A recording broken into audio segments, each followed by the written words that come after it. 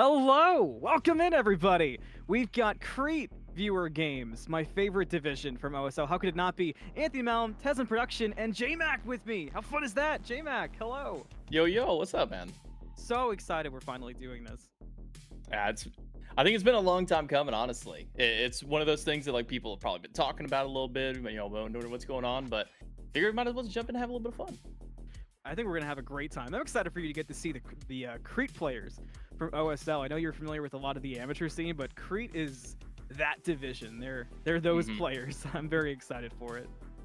Yeah, the amateur leagues all across the board have been interesting to kind of keep up with a little bit. I haven't been able to dive down as deep as maybe some of the other casters in the amateur scene, or maybe even just some of the other general folks out there. So I'm curious to see kind of how the meta is defined for some of those casters and for really some of those players out there too. Absolutely, and I'm sure there's going to be some names you recognize from, like, be it Twitch chats, just kind of SMITE community in general, and, there's even some people you recognize from leagues, like Majin is playing in this game, the AGL owner, so, yeah. Okay. So you'll get to take out some little bit of aggressions, too. I was telling Majin he's definitely going to be the target of a lot of the nitpicking. He's an easy target for it. Look, when you've been playing the game for as long as Majin has, it's a lot easier to nitpick. With players that names I've never heard of, they could be like a brand new player for all I know. They could have been playing this game for like 6 months. I can't be as mean to them. It doesn't feel right. But people I know, it's a little bit easier. Way easier to tackle them head on. The band so far, I was wondering this last night when we were doing the second highest division players from OSL, and the bands looked pretty normal. There was one like in-house target, no, you don't get to have fun band though, and not seeing as many this time. Yeah, a lot more of the standard bands right now. Charybdis after her buff feels really good right now. Very impressive in lane. Much easier to hit that ultimate, and just general fluidity of the god has made her a much more staple pick. Thor is kind of replaced Thanatos more than anything whenever it comes down to maybe some of the lower divisions where Thanatos is the big pub stomper.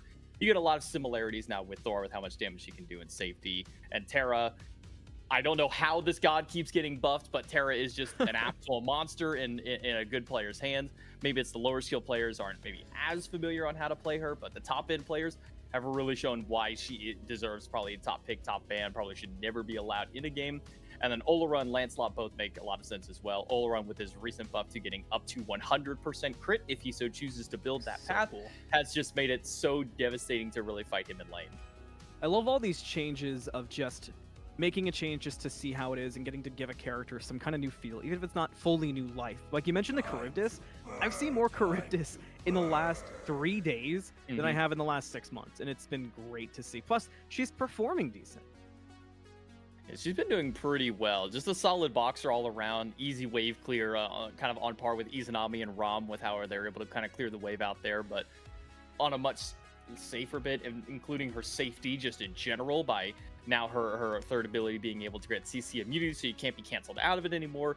The drop off of losing the movement speed doesn't entirely offset that though, because they guarantee that you're going to get to that safety for those few seconds.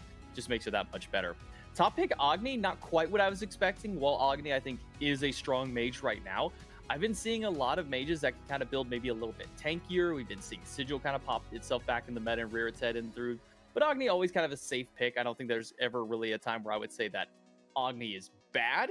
Just right now, I don't think that Agni is the best compared to maybe some other mages. I'm right in the same wavelength. I was expecting to see Tiamat. Last night, we saw a lot of Tiamat in here, and it just feels like a character that fits those vibes of you're playing a custom game, you kind of know the people, you know the god pools, but Tiamat's that character that's probably not going to get target banned out to keep you from having fun, but still stands in a really strong spot. And it is my picks and bans, which means we get Catwoman Bastet. Oh. So. Man, that's like an OG throwback card art right there. Like that's the banned one too. It is. I had to get a little crazy with it. How can I not? Do you have the Scorpion Robin in there as well? If you're gonna be throwing skins that don't exist anymore, you might as well throw Scorpion Robin. Well, I've got one of the Soul skins that draws my attention to Soul. I know you know who D-Lo is. I got D-Lo's face on Ymir, so I've got good lore around. I just need to increase it a little bit more. I want to go back though, because you said Thanatos, and I was talking to Majin before, and thankfully they're ahead of us, or I'd be leaking his strats. But Thanatos was a character Majin was kind of thinking about, because Majin's playing in the jungle. So I'm wondering if we're going to see that come out. Majin's playing on Team Fatalis for this first game. Yeah, Thanatos isn't in the best spot right now ever since his nerfs to his ultimate, to the pen that he receives from his second ability. He's kind of taken a bit of a hit in the early game, which is where his more kind of monstrous identity was in. Still fine when it comes to late game. Having a 40% HP threshold for an execute is still good no matter who you throw it onto. The Death Sight just does a ton of damage as well. It's by no means a bad character, but just not as strong as he once was, so maybe not as surprising to see him kind of thrown out there. Cthulhu coming back, probably a little bit of a product of the Sigil meta that's going to be popping up in the solo lane. Cucullin can honestly go a few different routes for his build. There's the Bluestone Cucullin if you want to be hyper aggressive in lane. There's Axe Cucullin if you want to just have a little bit more sustain in lane and be able to kind of just have little poke wars. And then on the other end, if you just want to build towards late game, you can just go Sigil Cucullin and be one of the most unkillable creatures on the map. Yeah, just a walking mitigation buff, essentially, if you can go that route with Cucullin. And the Bluestone one has been interesting. I saw that casting Amaterasu's presence a few days ago. There was a Cucullin rocking the Bluestone Blackthorn build and made Bologna look like she was playing in Season 8. So I wouldn't be opposed to seeing the Cucullin run that, but lots of options. And the Hachiman, the final pickup of the first phase of picks. I like the Hachiman because Hachiman is the... When I think of like an in-house, an ADC, I think of Rama, Hachiman, and like Ishtar. Those are the characters I think of. Yeah, he's just one of the safest gods in the game. There's no reason to ever really not pick a Hachiman at this point. If you are uncomfortable as an ADC, or you're still kind of learning ADC, or even if you have been playing, the role for such a long time, it's just an easy god to play. I think he's one of the easiest ones in the game to play, even despite only having like a short range on his dash. His MP5 sustain through his passive makes it to where you don't really have to worry about ever running out of mana. Safe ranged poke just makes it to where he can clear the lane super easily and not really have any real losing matchups when it comes to kind of the mid and especially the late game. Also looking at that late game, Rama getting banned down. No ADC for Team Golden Boat in that first phase, and with the Charybdis that they banned out, that turned into a Hachiman, they're kind of not running low on options, but running low on options that feel like the top of the pool right now for ADC. Yeah, I mean, you could maybe look to run something like... What's off the top of my head? On her, I mean, I think still has some viability if you want to run something that can kind of box up into this Hachiman. Soul, Freya, Coronos if you want to go Magic ADCs, but they're not really in the best spot. It's really just kind of Oleron that's really risen up. Maybe you could run Soul, or maybe you could run Freya, because now with the buffs to at least the Nimble Bancroft, it makes it to where you can have at least a little bit of extra power in your basic attacks there. So still some options. Ishtar's also a really good one currently being hovered right now. That also has similar levels of boxing, safety, and presence. Though we've seen in the past at both amateur and pro levels of play, probably one of the number one downsides of her is if you accidentally press that third ability before you activate your first one, you sometimes just dash into the enemy, which can create for some very troublesome moments for ADC players of all I've never levels. done that. Not me. No, it's never happened to us. Totally not. That's the diff of being a caster. You don't make mistakes like that. Never. Could not be me. No, Totally haven't done that at least a dozen times. No, not one time have I ever done that on purpose. No, never for sure. But pairing the Ishtar with the Maui, you just get guaranteed lane pressure. You're gonna have fast clear over in the dual lane as well, so it's gonna be really easy there. Having the Hachiman, Yamocha's also just gonna give a lot of safety in the dual lane, decent sustained power. And we will be seeing a little bit of the Thanatos pop up there. So as soon as the Thanatos popped up, I got DMs from Majin too. I want you to know. Oh, it's just like, I am running it. Thanks a lot. Yeah, I know. They banned my Wheelish again. That was the message. So poor Majin going through it. Also, thank you so much, Godsend. I didn't want you to think I didn't see that. I really appreciate you. It's cool that we're getting to have actually a lot of people hang out tonight for this. But the layout of the teams, JMac, the Maui, I really like the Maui pickup here. I wouldn't have thought of the Maui when we had the first 4 picks. I was searching my brain of what could have been that support. And the Maui just wasn't where I was going, but I really like how it has rounded everything out. I feel like their space control brings a really interesting factor. Yeah, you have good initiation in the sense that he can just throw out that ultimate and, oh, if I hit it, cool, we have follow-up. If I don't hit it, no big deal. I didn't jump out into the middle of a team, in order to try and get that damage out there. So it gives some extra safety and some range initiation with that one. Also, just with all the buffs that Maui has been getting, is a really good god. And I think that him alongside Terra are kind of those gods. Maybe Maui a bit more of an extreme than Terra in this case, but the really good players and the players who are good on Maui are going to make this god look absolutely busted. So But the players who aren't good on Maui are going to make it feel like he is a bottom 5 god in the game. And I think that's the difference in skill level that this god has and skill expression that this god has, along with gods like Terra and Yamoja. So I think that we have some supports who are comfortable in their role and willing to branch to some of those more difficult ones to really kind of get that set up for the team. Yamoja is very similar, and she can just throw up the rivers. And now they have nowhere to run to. You're probably going to at least be getting a Phantom Shell popping out of that one. So I really like what we have with the dual lane over anything. The mid lane, Morgan Le Fay, very good if you want to be a tablet abuser, because we've been seeing a lot of different styles in the mid lane. We've been seeing the tank sigil build, we've been seeing the flat pen rushers, we've been seeing the tablet stackers and Book of Thoth combos. So I'm curious to see which direction both of these mid laners go. I think both of them also have really good ability to stack up tablet if they want to go that way, especially Morgan Le Fay. I mean, 3 damage abilities outside of the ultimate to be able to proc that at any given time makes her just so easy to abuse that item. It really does. And, you know, I like what you talked about with the more comfortable for a lower rank, and also just kind of, you know, peeling back and looking at it as a custom game between some people who already are familiar with each other. Usually the people who lock in support are either the support person and, like, you know what they're going to pick, or it's somebody like, all right, fine, I'll play support. And then they got to rock out something like the Maui or the Emoji, because that's what they've got in their gameplay on. Yeah, I feel like maybe on the lower ends of things, supports tend to flex between those two. It's either I'm not good at support, but I'll play it and I'll just do something, or I'm the god of support, we're going to run this game. Godsend is the god of the chat. Thank you so much, Godsend. I really appreciate you. I mean, we're going in a game, but no, you're appreciated as we go into games. Anthony, Jmac, and Tess. Team Golden Bow, Order side. The Frog has gotten hello. Team Fatalis on the Chaos side. I'm so excited to get into this game. I have been so looking forward to this. I love the players that we've got across. It's just everything's set up to be a good old-fashioned Creek game. I'm wondering who got the frog stack, because on a composition like Team Golden Bow, it's probably not super necessary for anybody. Maybe Agni, so he can get 1 auto sooner to his ability. On the opposite end, Sonic Refugee, the best one on the team to get that first stack, because the frog does get you 1 rage stack, similar to at least the Agni passive with his basic attack. So curious who's able to get those little frog stacks out there on the Order side team there for Team Golden Bow. Not that it actually really matters, but it's a lot of fun speculation at the least. It matters so much. What do you mean? It's the frog.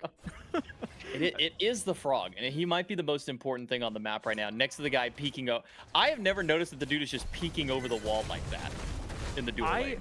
Lately, I have been trying to get over to the frog as early as possible just to see if there's anything interesting that goes on, and it really is kind of weird. And the guy at blue buff really threw me off.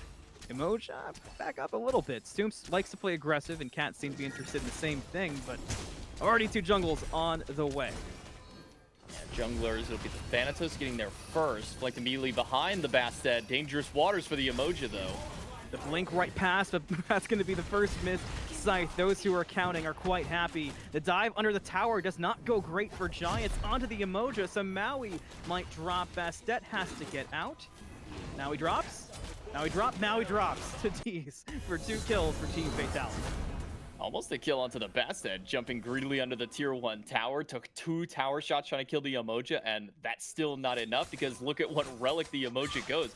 Meditation baits in 2024. I can't believe the timeline that we are still in, that people are falling for med baits. They are. You can't get... One thing that's always constant you will not get rid of is the 2016 Xbox meta. That will live on forever. I mean, the medbait always started with, like, Hercules. Like, you go Hercules, oh no, you get him low, he pops his heal, ha ha ha. Oh, here's my heal. By the way, here's also a meditation burst, and I'm back to full HP, but still lives on, even in the hearts of other characters at this point. And seeing the Emoji have it, sure, gonna be down for at least another 90 seconds. Will make it easier to gank, but the lane is a little toasted already. Team Fatalis getting both of those kills, 1 down to each support and carry, means it's kind of essentially free in that dual lane for a while. And Golden Bow had gotten off to a good start. They had gotten some early poke, got Fatalis to the tower line, so maybe just a little bit of antsiness from both sides. Too eager to make a play. Eager and solo looking for Sonic Refugee. The Bastet's already gotten decent damage as Totem goes down. It's not looking great for Kirkullen, but the damage is just going way too slow. Yeah, that first failed gank by the Bastet, not able to get any of those kills, so didn't get a chance to go back to base and spend any gold for tier 2. Not that damage is going to do too much to really help amplify for the Bastet. And it being a sigil and defense item tier 1 for the Cthulhu means that there's just no damage ever in that solo lane for Cthulhu. This is I am scaling for level 20 and full build style Cthulhu. I'm not here to do damage. D's looking for the steal under the tier 1 tower. Did not get it, but that green buff, that is gone. Team Fatalis getting aggressive in the Golden Bow jungle. You talked about the sigil on the Kakulin, excuse me, the Cthulhu, but Cthulhu, be careful. Bringing that blue buff under the tower and almost getting us a PvE death would not have been how you want to start off the night. But the Kakulin did go Bluestone. Nova Shark, gonna be okay. So building into that Blackthorn that we talked about, how does that laning matchup actually work out, and who kind of has the advantage there? As far as the poke war goes, Kakulin will always have the advantage over the Cthulhu, considering it's Cthulhu going tier 1 defense alongside the Sigil. Sigil doesn't give a ton of power, it gives good protections. So it's not like Cthulhu is going to die in that lane necessarily in the 1v1, but he's never going to be able to kill the Kakulin, especially once that Blackthorn gets online. Just so much extra sustain that comes the way of that Kakulin being able to, just kind of keep topped up in that lane the whole time. The guaranteed CDR that comes with it. We could also potentially see something like Frostbound pop in. I've been seeing that a little bit with Kakulins, but that's usually when you're fighting into a bit more auto attack style of damage. So could maybe try and build that towards the late game to go up against the Ishtar if you want to dive that back line there. But wouldn't be surprised just see Blackthorn. This gives you so much HP, man. Like the fact that junglers and solos are building it just shows how good the item was. Ooh, close for Twisted Fire. Angel gets out in the Consuming Power. Look at the execute. It's good for Majin. Turns and looks for Giants as well on that Bastet. The Scythe gonna hit that time. Haters be damned. Can he find the kill? Come on, Majin. I mean, it's no mod on the Bastet. It's just a matter of time. They're playing a ring around the Fire Giant pit here. Come on, you got it. Majin, hit her! Come on! Somebody's got something. Come on, Majin! Into the wall! And he just Majin through! Okay, yes, Blake. He's got Blink. Majin, what was that? You throwing it at ghost buddies. Casper haunting you today.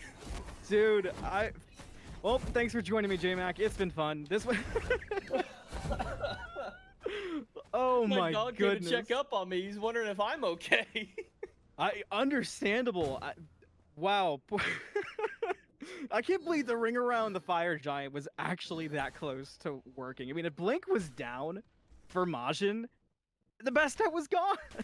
Yeah, no, for sure. I honestly think if Bastet may have held out just a couple extra seconds, they could have just gotten a little bit of extra speed, because like the 2 was down on Majin. Like he wasn't able to pop that movement speed a second time. If he would have just waited till he had an opportunity to go over one wall, jump over that wall, bait the blink, immediately jump back, and you're probably escaping at that point. Or at least at the very minimum, you're delaying it a little bit longer. Wow, I was wondering how those little plays like that were going to work out in this lobby. We're getting our first taste of it. Fight breaking out in duo. Giants looking to bring down Deez and has backup with Stoops and Cat. The blades come out, but Deez has already taken the Riptide away, but the landfall is so good to bring them both back. But the River's Rebuke might be even better to stop them from chasing, and Deez will get away somehow. Oh no, the hook pulls back. Not quite enough. Last the only used just to slow him down. Banner in though. Wants to keep going in. Zenith is in ton, and Zenith gets the kill on the Cat. With Cat down, Stoops has no backup close because Bastet's mana is low, so somehow what looked like a free kill on Yamoja turns into the 5th kill for Team Fatalis. Could be even more with Majin sneaking over. Won't catch one, but will catch Stoops. Oh no. I mean, that Scythe hit, but do we really count it? Oh wait, hold on. First kill for Team Golden Bow. Heal not enough from Fire Angel. And that's going to be one for Nova Shark. Going the way of Team Golden Bow, finally gets the team on the board, and in a much-needed situation. Dual lane so far down, 1 level for support, 2 levels between the carry, so getting an advantage somewhere, super important for this team. Also avoiding the Death Scythe from Majin as he walks his way out of the jungle and over towards those right side mid-Harpy camp, but definitely a much-needed kill for the mid laner on Golden Bow. Already off to a really strong start for Team Fatalis, and that's even now kind of understating it. up 6-1. Obviously, the gold lead is in an even better spot for Fatalis. You mentioned those level leads. The real shining spot is at Agni, at least for the moment. But if I'm Team Golden Bow, it's I mean you're in a custom. Vibes are usually pretty okay in those, but it's a big okay, guys. What are we doing? So Yeah. I guess my question to you is, where do they go from here? I think right now you just have to kind of sit back and farm up, especially if you're the dual lane. Being a combined 3 levels down at this point is really difficult to fight into. I appreciate the effort of trying to do so, but you can't keep stepping up to enemy tier 1 tower line, especially if you're focusing all your efforts into the support. And there's a full health ADC standing there just ready to fire shots right back at you. So making sure to still be a little bit cautious, but most importantly, focusing on farm right now should be under the mindset of Team Golden Bow. When you're 4 or 5 kills down at this point, the only person who's ahead or even in these kinds of cases is your mid laner. You're putting a lot of bank and a lot of faith into the mid to be able to get that carry. Agni's a fantastic option in the late game to be able to get that damage out there. He's another one similar to Maui that you have some good ranged initiation, but in Agni's case, even better just ranged poke that can go out there. So throwing out a bomb, getting a stun after, dropping another bomb, or even using Flame Wave to set up the stun so you have extra bombs for damage later. A lot of great options available to the Agni. So if I'm Team Golden Bow, I'm saying, look, we tried something early. It didn't work out. Second time it didn't work out. Let's kind of pump the brakes just a little bit. I also wonder, and I'm curious what you think. A lot of times in the highest levels of play, it's sort of a race to get your support out of the lane in duo and start to free up some of that farm. But there's a weird sort of vacuum that's now been created in that duo lane where it's just, as you mentioned, push way too far up to the tower line, give up a couple kills, retreat back, get chased, lose your jungle, repeat. So is it best then to keep that Maui there, or are we still looking at rotating the Maui out and then Cat on that Ishtar needing to find a safer way to play? If on the Maui, I'm probably not going to mid very early in this one. I'm going to stick to the dual lane a little bit longer, kind of stick with there, allow this Agni to really kind of push that lead a little bit more over in mid. He does have the 1 level lead up over the opposition. So I'm going to stick to duo just a little bit longer. We've been seeing this kind of become more of a trend as of like really the last year, and especially kind of this season. In SMITE has supports kind of stuck around to like level 8, level 9 usually, and then we start seeing those actual full rotations out of lane. So for the Maui, I'll probably stick here, just kind of babysit a little bit longer for the Ishtar and make sure that the Ishtar is good, make sure that he's got his first item and a little bit of defense good, and then start kind of rotating out. And I would say kind of hightail it along with the jungler. Pop into the mid, soak up a little bit of farm there, but essentially just be going where this Bastet's going. You start making some plays once you get those levels back up there after the farm, more importantly for the dual lane side. And for this Ishtar, getting that farm is the most crucial thing for them. Getting the farm online in 1 saving grace is while the Thanatos does have 3 kills, only level 8 to 7 right now in Golden Bow. Right out of the pause, a sneaky BDK that they will secure. So an objective in pocket. Thanatos will run into them after the fact. They look for Nova Shard. The execute, gonna find a home. It stunned Giants and turns into a close call for a double, but Majin still interested in the chase, but the landfall will deny the Thanatos chasing out that Bastet, but then Bastet goes in front of Majin to hand him the double kill. Why would you jump back? The landfall was there to peel you out. You were gone. Why would you try and pull the wool out from under? It's just not gonna work. You were out. Stoops did everything that they could to keep you alive, and then you just threw it back. This is the classic meme of, all right, I bailed my entire team out. The ADC's out, and they ran back in. Well, this is gonna be a bit tougher now because now everybody, aside from the mid laner on Team Golden Bow, is 2 levels behind. And this is where the alarm bells are starting to go off. We're pushing nearly 5,000 gold up for Team Fatalis at not even 10 minutes. This is a hard one. This is one where I'm not quite calling GG just yet, but I'm definitely saying that we have a lot that we need to do to survive the next 10 minutes of this game. Enters the Bass and will bring back Zenith to Giants, but the bigger issue might have been River's Rebuke keeping the other 2 members away because that stalled all the damage from making a play work, and Golden Bow just find themselves unable to make a play off of that initiation from Giants on PC. It's not looking great for Golden Bow on this left-hand side, and I'm still with you with just the Agni's your way back in. Let the Agni keep doing their thing, but at a certain point, and you said it, it's not GG yet, but you gotta lock in. Maybe an opportunity for Giants in the mid lane, but gets knocked back. Still finds the kill. Managed to get the claw out at least, but, well, we've seen this song and dance a couple of times already. Giants on PC, landfall, gonna bounce him off the wall. Stun is good from the mid laner. The Bastet's been bailed out by both mid and support this time. Great on the team for Golden Bow to not only be able to get that pick up against the mid laner, but for all of them to escape with their life. Just such great coordination this time. Zoom saying, I have landfall. Mid laner Nova Shark saying, don't worry, I've got a stun in case the Maui stun doesn't land there. And it works out so great for them. You said the same old song and dance, but I didn't expect to see the same song and dance of Stoops being a hero for Giants. And this time it turned into a kill, so maybe that's the way back in. Just keep going off of the Maui, making really good plays in team fights, and hope that it starts turning into 3-person landfalls as opposed to 1 or 2 blocking out and make opportunity happen off of it. Yeah, once we can get out of the stage where landfall is used as a peel tool for the jungler to not die, and more so a ultimate and initiation tool to get the mid laner start popping off, that's when we know we've hit kind of the turning point of the game. But it's going to seem, at least for how the momentum of this first game is going and this first 10-11 minutes of the game, is that Stoops is going to be using that ultimate a lot just to help bail out after those picks come through. But what I want to see from Giants on PC is just getting to the farm. You got the pick on the mid laner, that's great, but it was already an 0-1 mid laner. It's not like Morgan Le Fay was super far ahead and you get a big shutdown or a big bounce from this one. I would like to see Giants on PC spend time to get some of those items online, because Bastet, really good damage, really good scaling whenever it comes to the build coming online, but when you're too far down, I mean, we saw earlier trying to full dump kit into a Hachiman was barely only doing half the Hachiman's HP. Giants getting farmed. That's your right down key, and Giants has been looking for opportunities for any fight to be had, and they just haven't really worked out. As we've said, Stooms has been the savior. So hopefully Giants can get it here without hurting out Cat too much either. Just taking the farm completely away from the Ishtar, who's been struggling.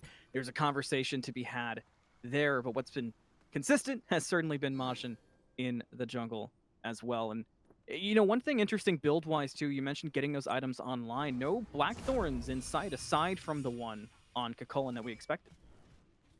Yeah, I just think with these two assassins, the Blackthorn's not going to offer them as much. Sure, 400 health is just a really good stat to have, but you lose a little bit of the power compared to what you could go with some of the other items now with, I believe, Blackthorn and Jotuns having the same level of power. Just the pen and the cool and the guaranteed 20% cooldown versus the situational cooldown from Blackthorn, and only having the raw power and HP doesn't make it as enticing for these two junglers. Made a bit of danger. Execute will be there. 6-0, a little late on the landfall, but maybe just in time to help Giants though. There's the jump forward, looking for Majin. Could get a lot off this kill. Whoever gets it, Cat says it's mine. Uses the blades to lock it down, and Majin will fall. So Fatalis get the Stigi B, but Golden Bow get one of their, despite losing Agni, get one of their better looking fights we've seen in so far this game. And they're walking over to Gold Fury. This is an ambitious call. The Hachiman's aware. You see Emoja on the way as well. It's going to be close. Looks like they're going to go for the 50 as well. The Gold Fury down to a quarter already. Who's it going to go to? Zenith's already found a kill on the Giants, and Fatalis get the Gold Fury. Cat will fall soon too. If she can't avoid the consuming power, that she cannot. That's 2 dead and a Gold Fury to Fatalis. Make it 3 dead with Stoops falling 2. Dragonflight slams him against the wall. Zenith gets 2 kills during that fight and a Fury steal along with the side of his team. Golden Bow, I think you put it best. An ambitious play at best.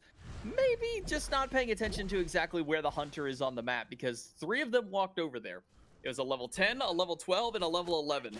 The lowest level from Fatalis that walked over was the level 12 Yamoja. And when your carry is the same level as their support, you know you might be in for a bit of a rough time. So I think that play, while the right one to try and get back into the game, was not done with the right vision in mind to be able to try and go for that style of play. All it took Zenith was one little waltz across the jungle there. Just get out of lane, go right to the Gold Fury pit, and be able to steal that one and get a kill on top of it, and then close that one out.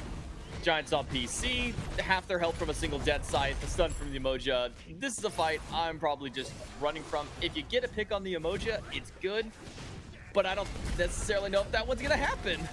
Especially with Majin slamming down on your head top and getting rid of the Cat. D's will eventually fall, but giving a 7th kill over to the Thanatos may not have been worth it just to get the Emoja. I feel like that's a pretty safe call. And, I was going to ask you if you thought whenever the Cthulhu would make the first rotations over, if that would be enough of a new factor for Golden Bow to have a way back in, considering those level disparities, but we got our first hint of it there.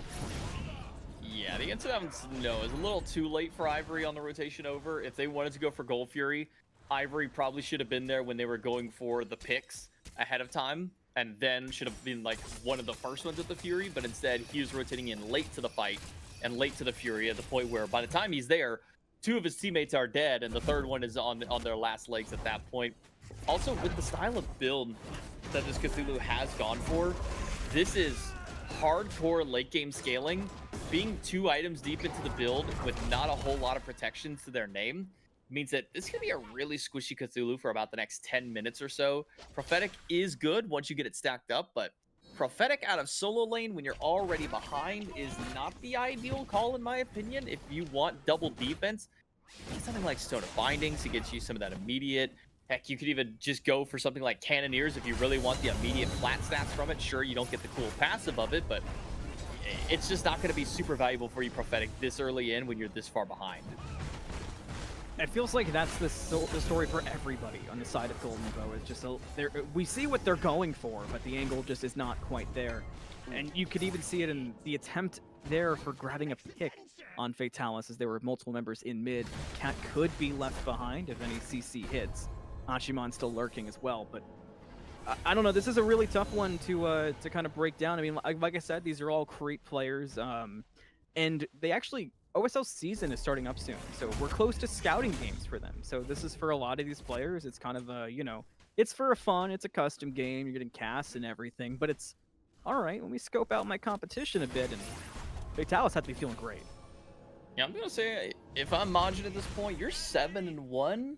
How are you only level 15, man? Like being only 1 level above your support at this point, I think maybe that's more props to the support player, but like, you're 7-1, Majin. I would think you would be like level 17 with the rest of your squad out here, but maybe focusing a bit more on the fighting than the farming, or maybe it's just because Team Golden Bow has been bringing a lot more of the fight to him, so he hasn't had much of an opportunity to farm, but not the end of the world for Team Fatalis. They do still have that near 10,000 gold lead at this point. Going for the Stygian Beacon means they're going to get the easy cap.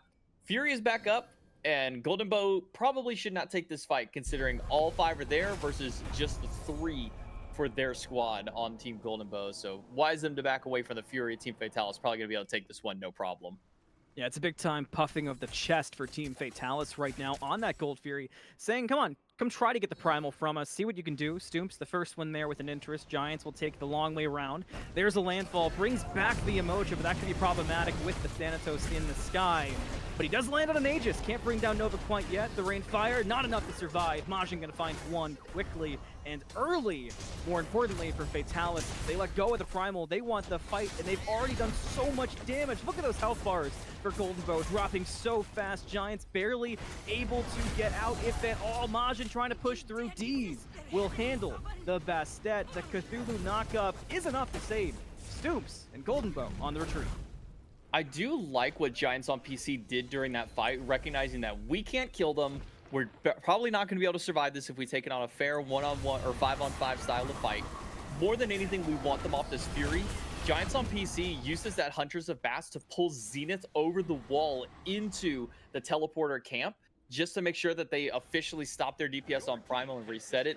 Doesn't help entirely at the end of the day. More than anything, just delays the actual team fight after, because now Zenith has to path back to the rest of the team as opposed to already being right there with them.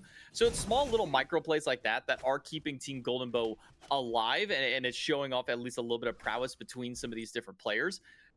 But with them so far behind, that was a losing fight at best and an absolute trouncing at worst. And only losing 2 for that one is probably at least a decent silver lining for Golden Bow. And I think that that one small little play by Giants on PC might have been the reason that doesn't end up being a near team wipe, if not an entire team wipe at that Fury.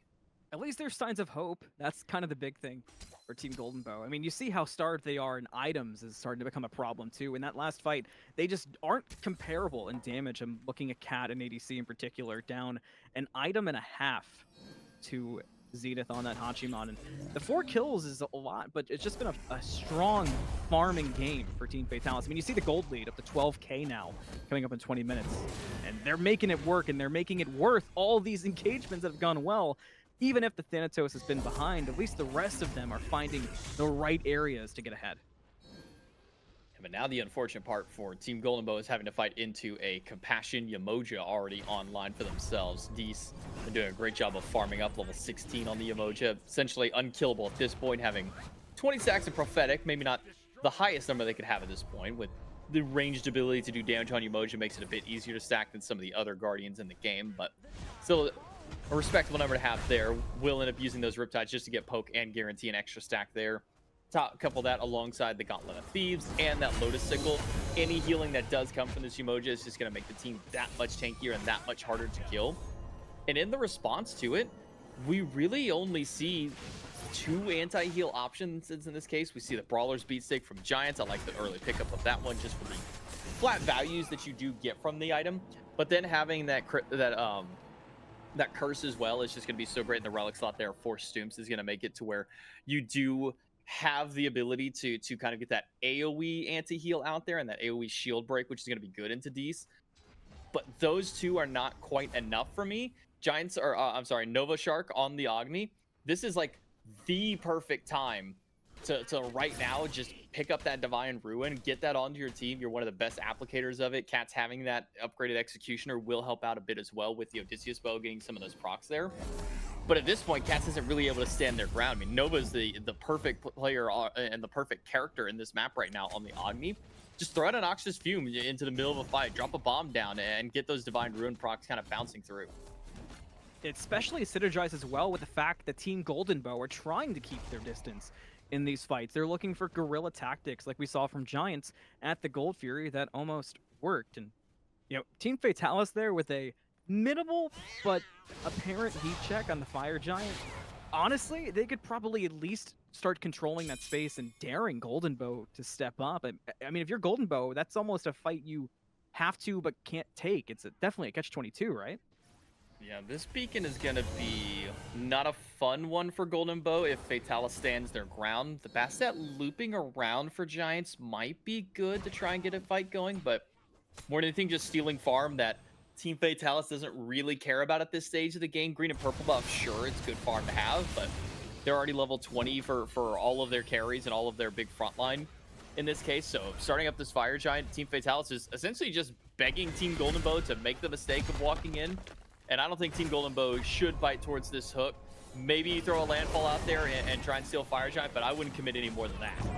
Caution has dove deep, and it's taken a lot for it. And we've got Giants onto the Fire Giant as well, making the contest happen. Team Fatalis do secure the Fire, and they're going to take a Nova Shark with them as well.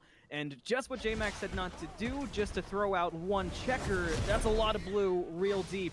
The Rebuke almost catches Giants out. The jump is good, but Stoops, that is a Maui left behind and in the gray screen. And this Cthulhu is just going to get run down. Until that sigil gets upgraded, it doesn't do an insane amount for him. Gets decent healing, and being in that ultimate form, having the increased HP, means you get more value from that sigil. Maybe that's just enough to keep him alive during that, but hasn't had much of a chance to reset yet. Team Fatalis is already here. They just go for the Phoenix and just go for this kill. Cat, that's a third of their health remaining at this point. They're already out of the fight, and, well, Giants, they're in the grayscale. That is Hachiman hidden like a truck with Fire Giant around their belt and making it matter. Team Golden Bow, in as tough of a spot as you could possibly be. They've got 3 members down, 2 respawning. They're going to lose the tier 2. The Stigi B's still up. Oni Fury's up on the map. Team Fatalis can somehow get even further ahead at this point at 24 minutes. So, I mean, we're in Space Invaders territory. Oh, that's just so rude. Team Fatalis took all the broke boy gold away from Golden Bow. Now they really can't catch back up. There's like nothing left for them to farm at this point. They've stolen buffs on the enemy rolling side. Yeah. Oh man, I'm so excited to get my 15 gold and 20 XP at this point of the game. They'll take any breadcrumbs they can get at this point. Yeah, it's tough for Team Golden Bow.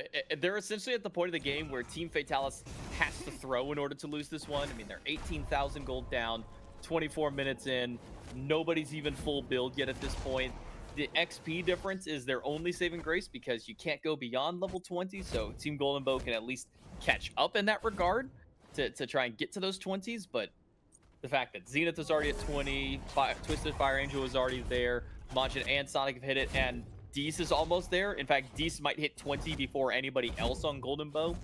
I think this is essentially Golden Bow probably thinking about what they can do maybe in the picks and bans for the next round to see what they can get and see what can be cleaned up going into the next game. For sure, and it's going to be tough to even find farm because when you get this far behind, it's okay, we got to let minions push up, we got to grab any farm we can get, but usually when that happens, it's because, oh, we got to get our ADC up, or oh, we have to get our mid up. In this case, it's kind of everybody. So that gets really difficult to do. You can see it here. Cat having to share with Stoomps in the dual lane. Bastet looking for anything. And Nova Shark looking for minions. Might have pushed too far. Does take poke and gets a dash away. But Huntress will catch in D's. But maybe, honestly, don't bring that Yamoja closer. Yeah, no, I think transferring it from one side of the jungle to the other is probably the best case that you could do there. Instead, now to the right, dive to the back line. Team Fatalis, they're going for the kill shot. Nova Shark low and getting Tobe in the throne room. No fear coming out from Sonic Refugee. Gonna find that kill onto the Agni. Descends into madness just to stall them out. And it does make Fatalis slow down the siege and go to the left side Phoenix, maybe out of respect. But now all Phoenix is down and Fatalis looking for an opening to make the push happen. And they find it by bringing down Stoomps. The spree for Majin in that throne room. And now they're on to the Titan. As soon as that Thanatos does join up, one final jump in from Giants will be all it wrote, and Team Fatalis will take the first game of the viewer games tonight. And not sure why Stoomps decided to walk in towards the Phoenix at that point. I mean, you still have option for the landfall. When you're that far behind, you just want to go for the flashy play to maybe try and end the game or maybe try and save the game in this instance. I would have just sat back towards Fountain and waited for them to walk into the throne and then just try and landfall the team back into Fountain. Would have been cool if they could get some, but they walk forward, can't get the landfall off, end up falling down there. That one kind of started falling apart a bit early in the game around that dual lane. That first early gank by the jungler gets 2 kills for Team Fatalis, none on the side of Golden Bow. Go for a second attempt over in the dual lane to get another kill, and still come up empty-handed in that case, and in fact losing a couple players on another rotation over there. Just made it so difficult for this duo, for Cats and for Stoomps to really come back in this game. Really did. If we can take just a quick peek at the actual item differential by the end there, you'll really see how tough it got. I mean, yeah, it's just pure damage numbers were non-existent for Golden Bow. So even if they had made good choices towards the end, which they made a couple, we talked about some of the microplay coming out from Giants to get back in, a lot of Stoomps saves. Even with that stuff going right, when you're just not doing damage and when you're not surviving the damage done to you, you no longer have any options. Yeah, I think also the numbers on your left are very telling of the story as well. When the entire enemy team is level 20 and Cthulhu only just hit 20 in that last little team fight there comparatively. The items were just too far behind, the base stats that you get from just leveling up a little bit too much there, and then obviously after that just the gold starvation across the map there was just too much really for Golden Bow to fight back into. After I would say that second gank happened in duo, that's the point where I'm saying we need to stop fighting, we need to just go into farm mode, but never really was able to get to that farm mode at that point because they just kept trying to take a little fight after fight, pick after pick. Great plays by Stoomps. I gotta at least give some props to him on the map. We had a couple of really great saves and save opportunities with that landfall, but we never got to the point of the game where that landfall moved away from I'm using this for peel and using it for initiation. And when you can never transition to that point of the game, it's really hard to fight from behind with a team comp like this. Which is unfortunate too, because I feel like with the quality we are seeing of landfalls, it could have been really interesting to see that game get to 28, get to 30 minutes at an EFG, and see what Golden Bow could have possibly concocted up to try to find their way back in. But you said it, the stats on the left with the levels were telling, stats and damage mitigation, and just general gold as well. All very telling. Thankfully, it is an in-house, so the nature of an in-house is you get to rebalance games, check up on who wants to continue or who wants to mix up a role, potentially. So while they do that, we're going to take a quick little break. So refill drinks, take a piddle, be right back.